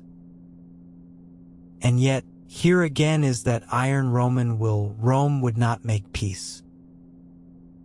She raised new armies from her boys and her old men. She refused to meet Hannibal in the great open battles he wanted, and wore him down instead year after year, denying him the final blow. And crucially, she carried the war to Carthage's own possessions, and above all to Spain. For Hannibal, deep in Italy, was like a fire far from its fuel. He could win battle after battle, but he could not take the great walled city of Rome itself, and he could not easily be reinforced across all those miles and mountains. Meanwhile, a brilliant young Roman general, whom history calls Scipio, conquered Carthage's empire in Spain, and then did the thing that would end the war. He took a Roman army across the sea to Africa and struck at Carthage herself. Now it was Carthage's turn to be in mortal danger, and in her fear she called Hannibal home. After 15 years in Italy, undefeated in the field but unable to win the war, the great general sailed back to defend the city of his birth. And there, on African soil, at a place called Zama, Hannibal and Scipio, the two finest soldiers of their age, at last faced one another.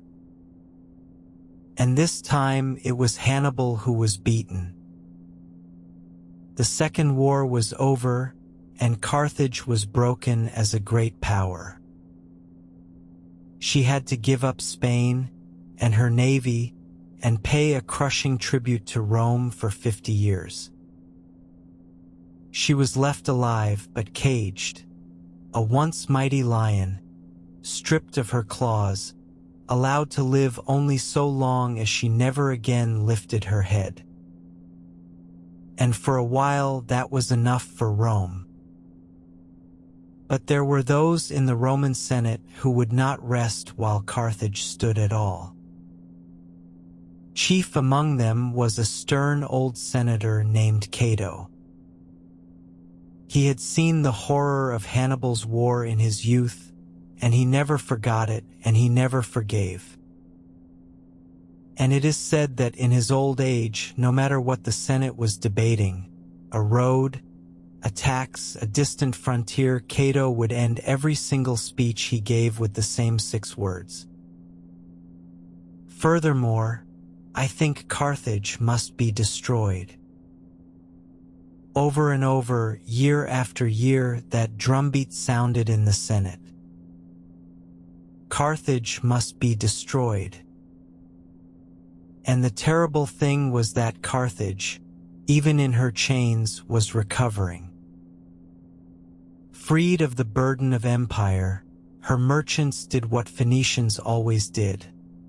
They traded, and they prospered, and the city grew rich again. And her very recovery, her stubborn, peaceful wealth, was more than Rome's fear could bear. So Rome resolved upon a crime. There was no true cause for war. Carthage was no threat now, only a rival in trade and a ghost of old terror. But Rome wanted her gone. And so demands were made, each one heavier than the last, designed to be refused. "Give us your weapons," said Rome, and Carthage, desperate for peace, gave up her weapons. Give us hostages, and Carthage gave hostages. And then came the final demand, the one meant to be impossible. Abandon your city, said Rome. Leave Carthage, the great harbor, the home of your fathers, and go and settle somewhere inland, away from the sea. To a people of the sea, it was a sentence of death, for what was a Phoenician city without its harbor and its ships? It was the one thing they could not do. And so, at last, they refused. And Rome had the war she had wanted all along. The Carthaginians knew what was coming, and a strange and desperate courage seized the doomed city. They had given up their weapons, so now they made new ones day and night out of anything they could find. The old accounts say the women of Carthage cut off their long hair to be twisted into cords for the catapults. Slaves were freed to fight. The whole city became a single workshop of defiance, forging the tools of a last stand. And when the Roman legions came, Carthage did not fall quickly. Behind her mighty triple walls, the city held out not for days, not for months, but for 3 long years. The Romans besieged her by land and by sea, and still the Carthaginians fought on, with the courage of people who have nothing left to lose and only their home to defend. But the end could not be turned aside. In the spring of the year 146 before Christ, the Romans, under a new young commander, a grandson by adoption of the great Scipio who had beaten Hannibal, broke into the city at last. And then began 6 days that the ancient world never forgot. The Romans fought their way from the harbor up toward the citadel, street by street, house by house, through a city built tall and packed close. It was a nightmare of close and bitter fighting, from rooftop to rooftop, room to room, as the defenders contested every doorway and the attackers set fire to what they could not clear. We will not dwell on the details of it, for they are grim, and this is a place of quiet. It is enough to say that a great city, one of the largest in the world, died in those days in smoke and terror and the ending of an age. And when at last the citadel fell and the survivors were led out, those who were left to be sold into slavery, the Romans set the whole of Carthage alight. The fires burned, the old sources say, for 17 days. The greatest city of the Phoenician world, the daughter of Tyre, the home of Hannibal, the mistress of the Western Sea, was reduced to ash and blackened stone. After 700 years, Carthage was no more. There is a story, perhaps only a story, that the Roman general who took the city, Scipio the Younger, stood and watched it burn and did not rejoice. Instead, they say, he wept. And he murmured lines of old poetry about the fall of Troy, about how one day even mighty cities die. For he was thinking, the tale goes, not only of Carthage but of Rome, knowing in that hour of victory that no city stands forever, and that his own great city, too, would one day come to its ending. Even in triumph, a wise man saw the turning of the wheel. You may have heard that the Romans sowed the ruins of Carthage with salt, so that nothing would ever grow there again. That grim little tale, it seems, was added by writers many centuries later, and is likely not true. But it captured something real about the Roman intent. They did not merely defeat Carthage. They erased her. They wanted her not only conquered, but gone from the earth, as though she had never been. And in that, they very nearly succeeded, not only against Carthage, but against the whole memory of the Phoenician people. For the Phoenicians left few histories of their own. It was their enemies and their rivals who wrote the record, the Greeks, and above all the Romans, who had every reason to paint them dark. And so, for 2,000 years, the Phoenicians were remembered mostly through the words of those who had destroyed them, as sly traitors, as strange and cruel worshippers, as the villains in someone else's tale. The city of Carthage itself would one day rise again, in a way, refounded by the Romans generations later as a Roman city and growing great once more. But that was Roman Carthage, a different thing, wearing the old name. The Phoenician Carthage, the city of Alyssa and Hannibal, the last free heart of that ancient sea-going people, was gone into the smoke of that 17-day fire and did not return. We have come a long way tonight, through fire and siege and the fall of great cities. Let us step back now, away from the kings and the battles, away from Alexander's causeway and Hannibal's elephants and the smoke over Carthage. Before we let this people go, let us return to them once more, not as conquerors or victims, but simply as people living an ordinary day in a city by the sea 3,000 years ago. For that is where they truly lived.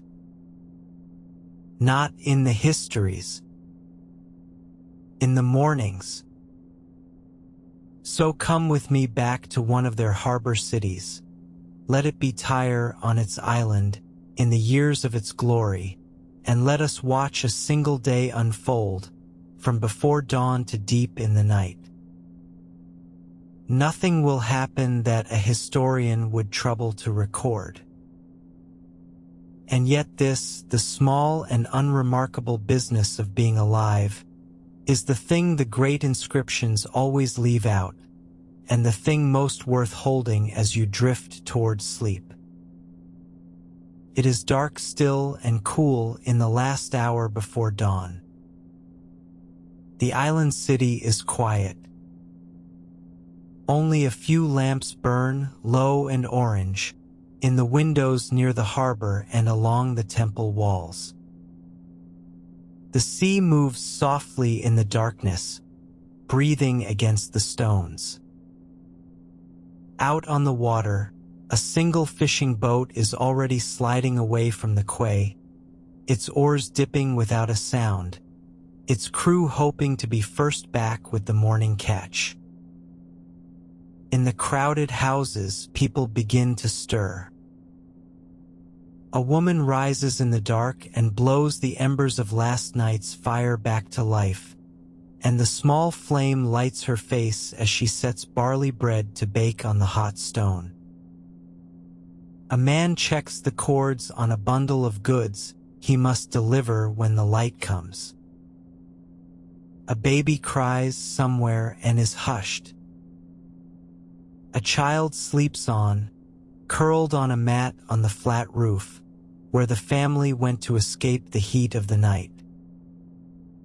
As the sky pales, the city takes shape out of the dark, the flat rooftops crowded close together, the temple standing high above them, the forest of masts down in the two harbors.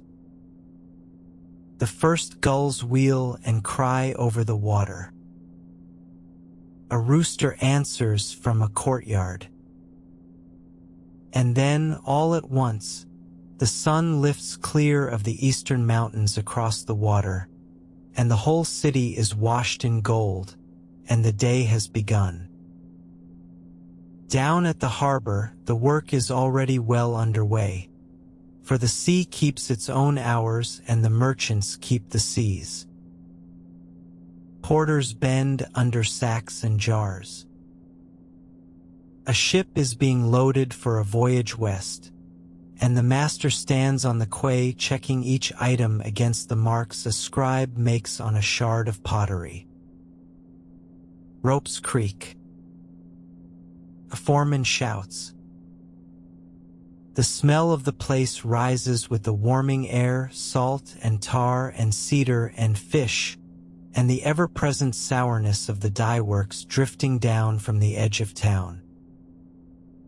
In the market, the day's trade unfolds in 100 small dramas. Baskets of figs and olives and onions. Fish still bright from the sea. Jars of oil and wine. And among the everyday goods, the wonders from far away.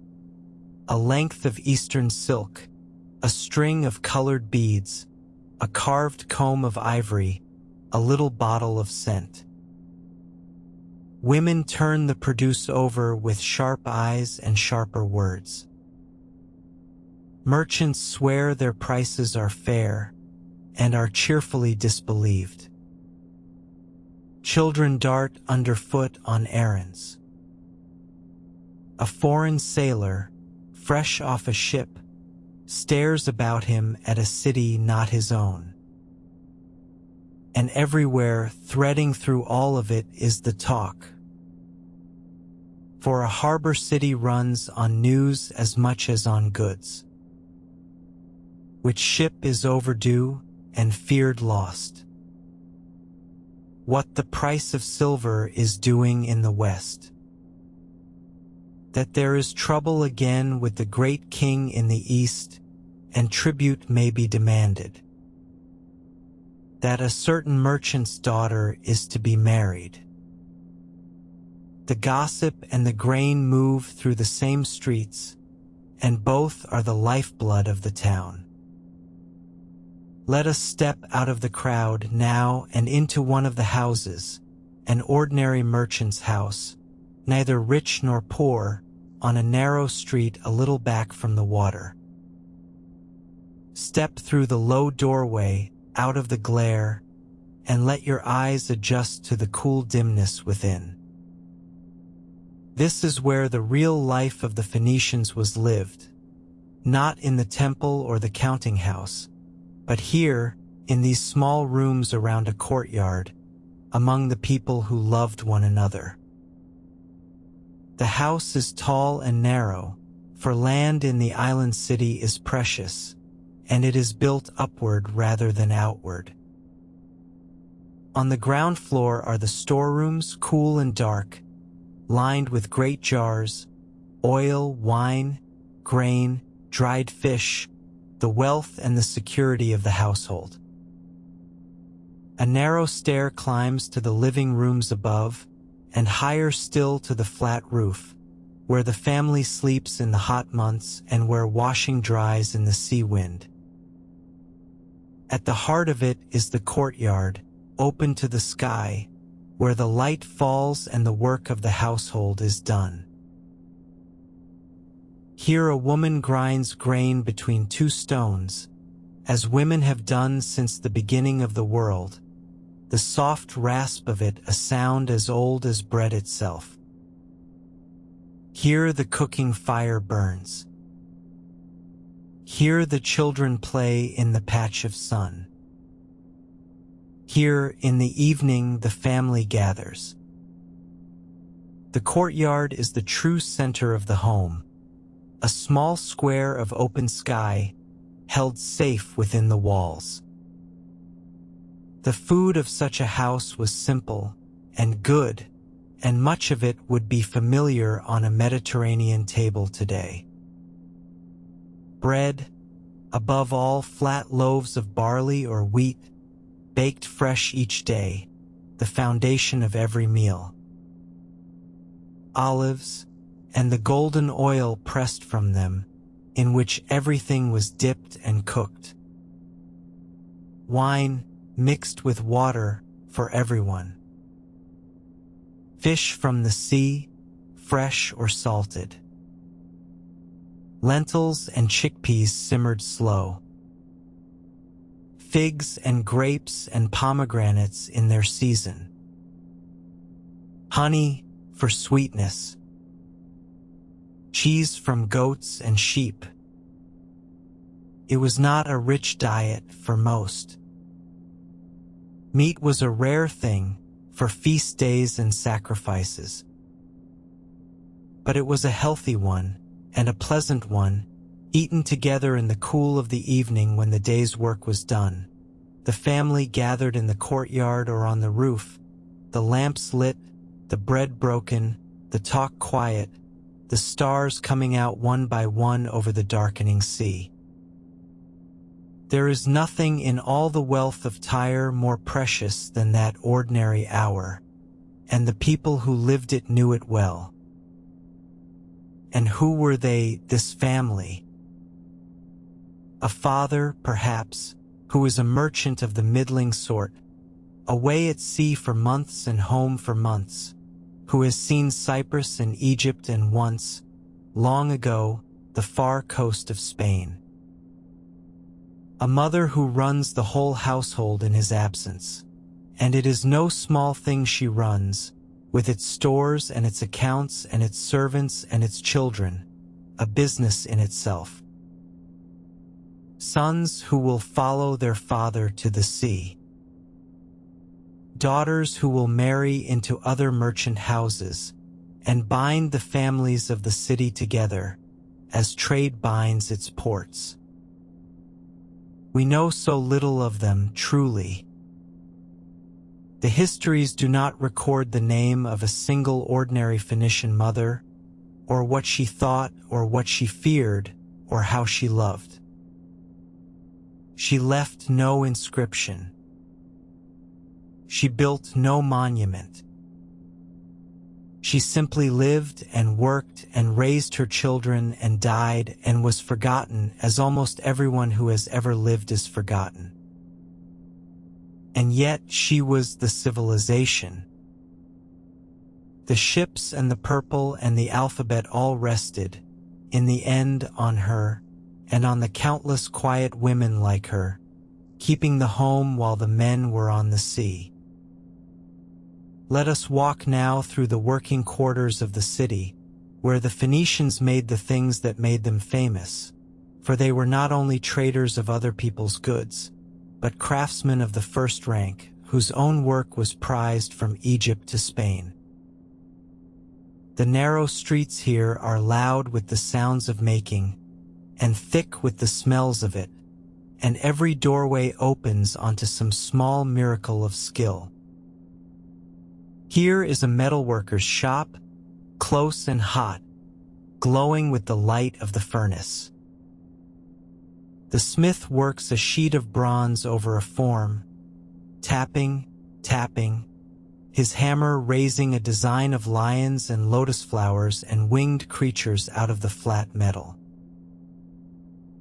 His people made bowls and cups and delicate fittings that ended up on the tables of kings in Assyria and Israel and far-off Greece, objects so fine that other nations treasured them for generations. He has been at this since he was a boy at his own father's elbow, and his hands know the work better than his mind does. Next door, an ivory carver bends over a small panel, his tools finer than needles, coaxing out of the pale tusk a scene of astonishing delicacy. A woman at a window, a sphinx among flowers, a calf turning to lick its flank. Phoenician ivories were among the most beautiful things made in all the ancient world, and archaeologists still find them 3,000 years on, in the ruins of palaces far from the sea, the fingerprints of a people who could make dead bones seem to breathe. And here, glowing and half magical, is the glassmaker's shop. The Phoenicians did not invent glass, but they were among the first to truly master it, to melt the pale sand of their own beaches, with the ash of certain plants, into a substance clear and colored and shining like frozen water. Watch the glassmaker gather a glowing blob of it on the end of his rod and turn it, and shape it and breathe into it, so that it swells like a bubble into a little bottle or a cup. To the people who bought them, these things were small pieces of captured light, and they paid in silver for the wonder. And down at the edge of the town, where the wind carries the smell away from the houses, is the source of the greatest wealth and the worst stench of all, the dye works, where the purple is made. We have spoken of it already, but come and look once more. The great vats steaming in the sun, the mountains of broken shells, the workers with their arms stained to the elbow in a color that will never wash out, tending the slow and secret transformation of rotting shellfish into the color of emperors.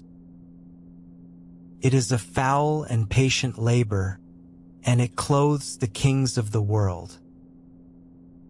Think, as you watch all this, of how much knowledge is gathered in these few streets. The smith who knows to the breath how hot his fire must be. The carver who knows which way the grain of the ivory runs. The glassmaker who knows the instant the glass is ready to work. The dyer who knows by smell and by color exactly when to lift the cloth from the vat. None of it is written down. All of it lives in the hands, passed from father to son and mother to daughter, a river of skill running silently down the generations. This, too, is a kind of writing, a memory kept in muscle and craft older than any alphabet. And all of it, in the end, is bound for the sea. The bronze bowl, the ivory panel, the glass bottle, the purple cloth, they are made here in these hot little rooms, and then carried down to the harbor, and loaded into the dark holds of the ships, and taken away over the water to the palaces and temples of distant lands, where men who will never see Tyre will marvel at the skill of its craftsmen. The city's genius sails out from it every day, a little at a time, and does not come back, except as silver and as fame. We tend to imagine the ancient world as a silent place, because its ruins are silent, and the stones say nothing. But a Phoenician city would have been full of sound, and much of that sound was music. There would have been work songs on the ships and in the workshops, and lullabies in the houses, and laments at the graveside, and the music of weddings, and, above all, the great sacred music of the temple festivals, when the whole city gathered to honor its gods. Picture such a festival day. The ordinary work of the city pauses. The temple, usually a place of quiet ritual, throws open its doors. Incense pours out in clouds. Priests move in slow procession in their robes, and behind them come the people of the city, and there is the sound of lyres and flutes and drums and the shaking of bronze, and voices raised in song so old that no one remembers a time before them.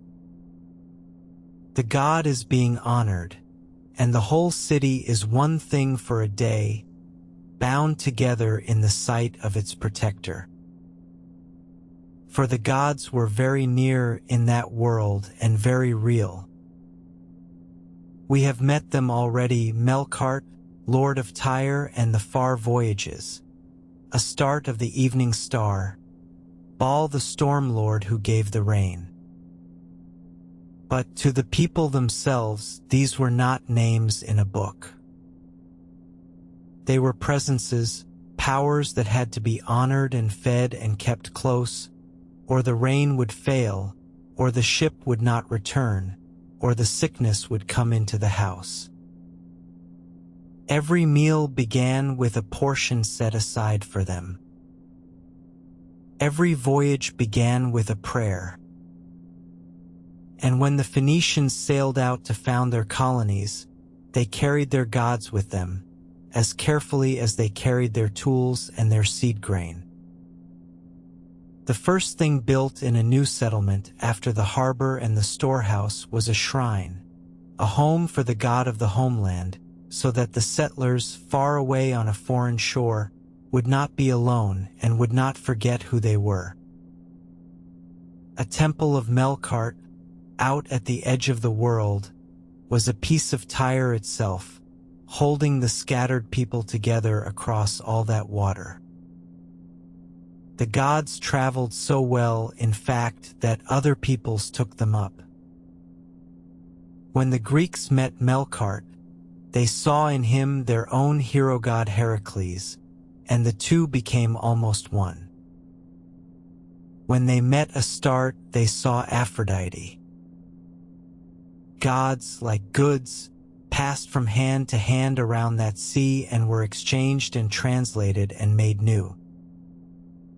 The Phoenicians, who spent their lives turning one people's goods into another people's treasure, did the same without quite meaning to with the very gods of heaven. And here again we must pass gently by the shadow we spoke of before, the Tophet, and the terrible question of the children. It is part of their religious world, and we do not pretend it away.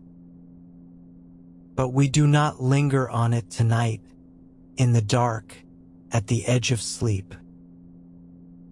Let us only say that their gods, like the gods of almost every ancient people, were powers of both tenderness and terror, worshipped in both gratitude and fear, and that these were human beings doing their best to stay safe in a frightening world by the only lights they had.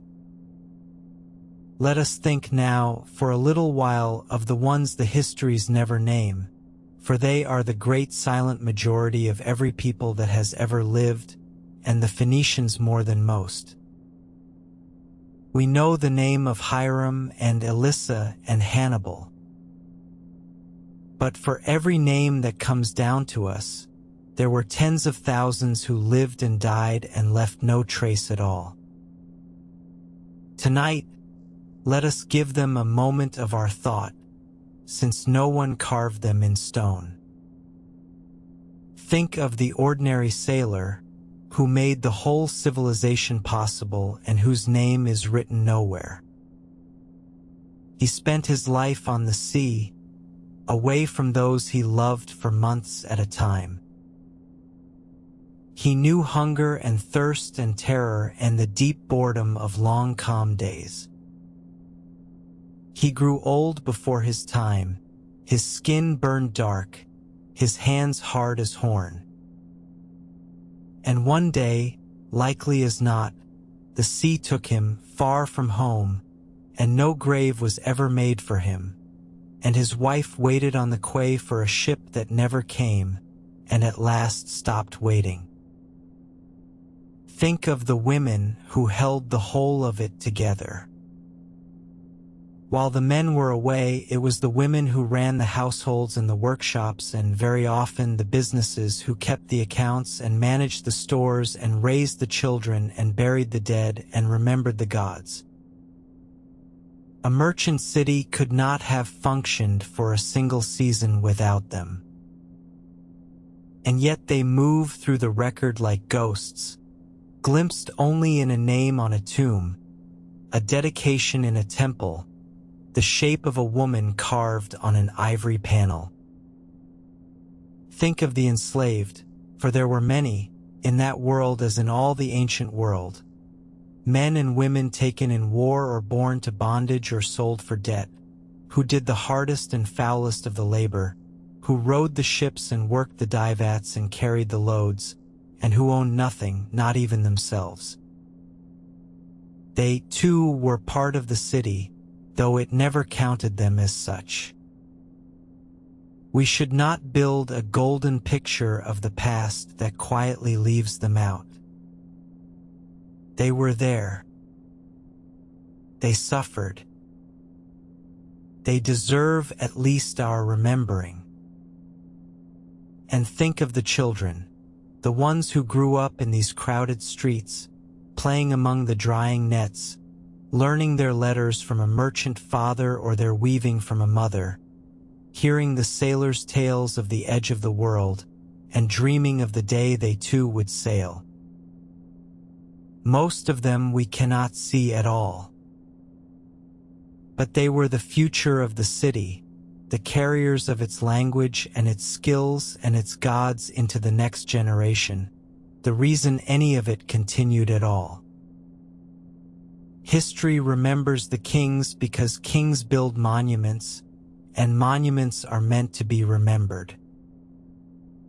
But the true life of any people is in these others, the sailor, the mother, the slave, the child, the vast quiet crowd who did the living and the working and the loving and the dying, and left no name. When we mourn the lost Phoenicians, it is really them we are mourning. And in giving them even this small thought, here in the dark, we do a little to undo their forgetting. The Greeks, who took so much from the Phoenicians, remembered them in their oldest stories, and two of those stories are worth telling here, for they are beautiful, and they carry, folded inside them, a memory of the truth. The first is the story of a girl named Europa. Europa, the tale says, was a princess of the Phoenician coast, a daughter of the king of Tyre or of Sidon, playing one morning by the sea. And the great god Zeus, king of the Greek heavens, looked down and loved her, and came to her in the form of a wonderful white bull, gentle as a lamb, that lay down at her feet among the flowers. And Europa, enchanted, climbed onto the bull's broad back. And at once the bull rose and plunged into the sea, and carried her away over the water, westward, away from her home, to the island of Crete, where she became the mother of kings. It is only a myth, of course. But listen to what is folded inside it. A woman is carried from the coast of Phoenicia, westward across the sea, and from her the new land takes its very name, for it is from Europa that we have the name of Europe itself. The Greeks, telling this story, were remembering something true without quite knowing it, that so much of what became Europe had come, long ago, across the water from that eastern shore. The letters, the trade, the arts of the sea carried west, as the story says, from Phoenicia. And the second story is of Europa's brother, a prince named Cadmus, who was sent by their father to find his lost sister and told not to come home without her. Cadmus searched and never found her, and at last, unable to return, he settled in Greece and founded there a great city, Thebes. But that is not what he is remembered for. Cadmus is remembered because the Greeks said he brought with him from Phoenicia a marvelous gift and gave it to the people of Greece. He brought the letters. He brought the alphabet. Here again, the myth remembers the truth. There was no single prince named Cadmus who handed the alphabet to Greece in an afternoon. The letters came slowly, over generations, carried by countless nameless traders. But the Greeks knew, and never forgot, that their letters had come from the Phoenicians, that this greatest of gifts had reached them from the east, across the sea.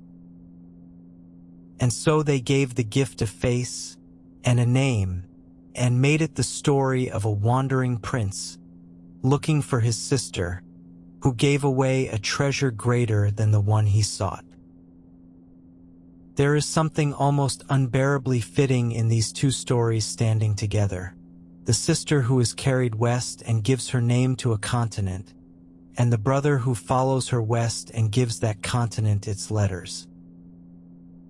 Between them, in the shape of a family tale, the Greeks preserved the deepest truth about the Phoenicians, that from that small eastern coast came both the name of the Western world and the means by which it would write down everything it ever thought. A princess and an alphabet carried west across the sea. There is one last thing to understand about the Phoenicians before we let them go, and it is the strangest thing of all. We know them almost entirely through the eyes of others. This is the great difficulty and the great sadness of their history. For a people who gave the world the very tool of writing, they left almost nothing written of themselves that has survived. They surely wrote a great deal. A trading people lives by records, by letters and accounts and contracts, and they must have had their histories, their poems, their sacred books, their stories of their kings and their gods. But they wrote, for the most part, on papyrus and on other things that rot, in a damp climate that did not preserve them, and their libraries were burned in the sack of their cities. And so, of all that great written world, almost nothing remains but a scatter of inscriptions carved on stone. And so we see them always in the mirror of other peoples, and those peoples were usually their rivals or their enemies or their conquerors. The Greeks admired their skill but mocked them as sly and grasping traitors.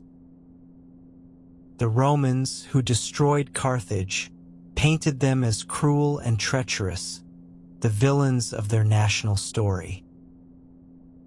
The Hebrew scriptures remembered the wealth and pride of Tyre chiefly in order to prophesy its fall. Everywhere, the Phoenicians are described by someone who had reason to describe them darkly. Think how strange that is. Imagine if everything the future knew about your own people came only from the writings of your competitors and your enemies. If your whole character were sketched forever by the hand of those who had beaten you, or envied you, or feared you. That is the fate of the Phoenicians. The cunning Phoenician trader is a shadow cast by Greek and Roman pens.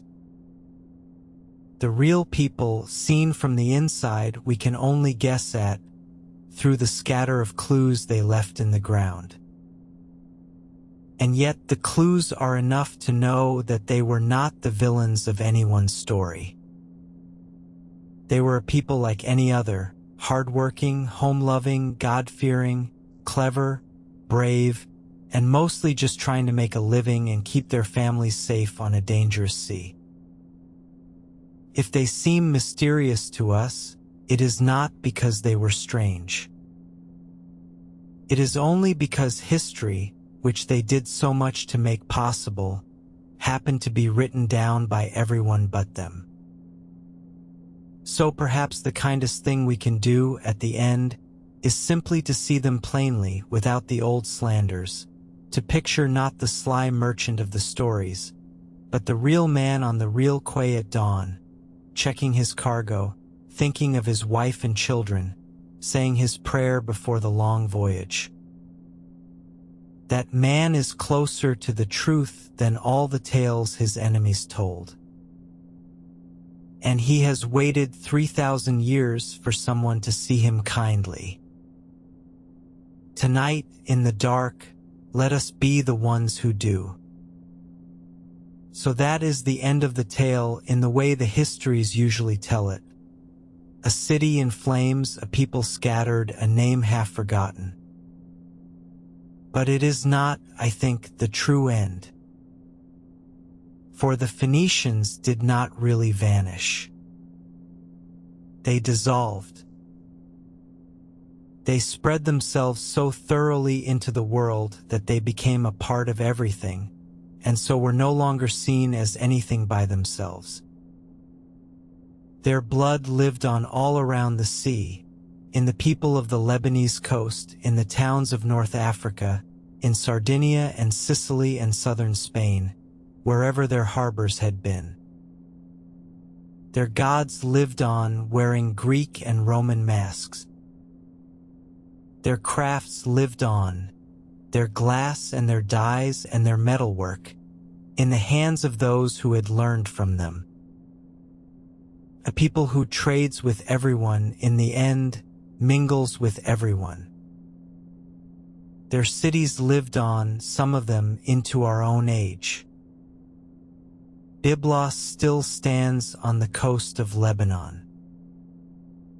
Beirut and Sidon and Tyre are living cities to this day, 3,000 years and more after the first Phoenician ships put out from their shores. The oldest of them are among the longest-lived cities on the face of the earth, quiet proof that the merchants of the sea built things that lasted. And above all, of course, their letters lived on. This is the great and final wonder of the Phoenicians, and it is worth holding in your mind as you drift toward sleep. Everything else they made, the purple, the silver, the glass, the mighty walls of Carthage, has faded or burned or been buried. But the smallest thing they made, the lightest thing, the little set of marks for the sounds of speech, conquered the whole world and rules it still.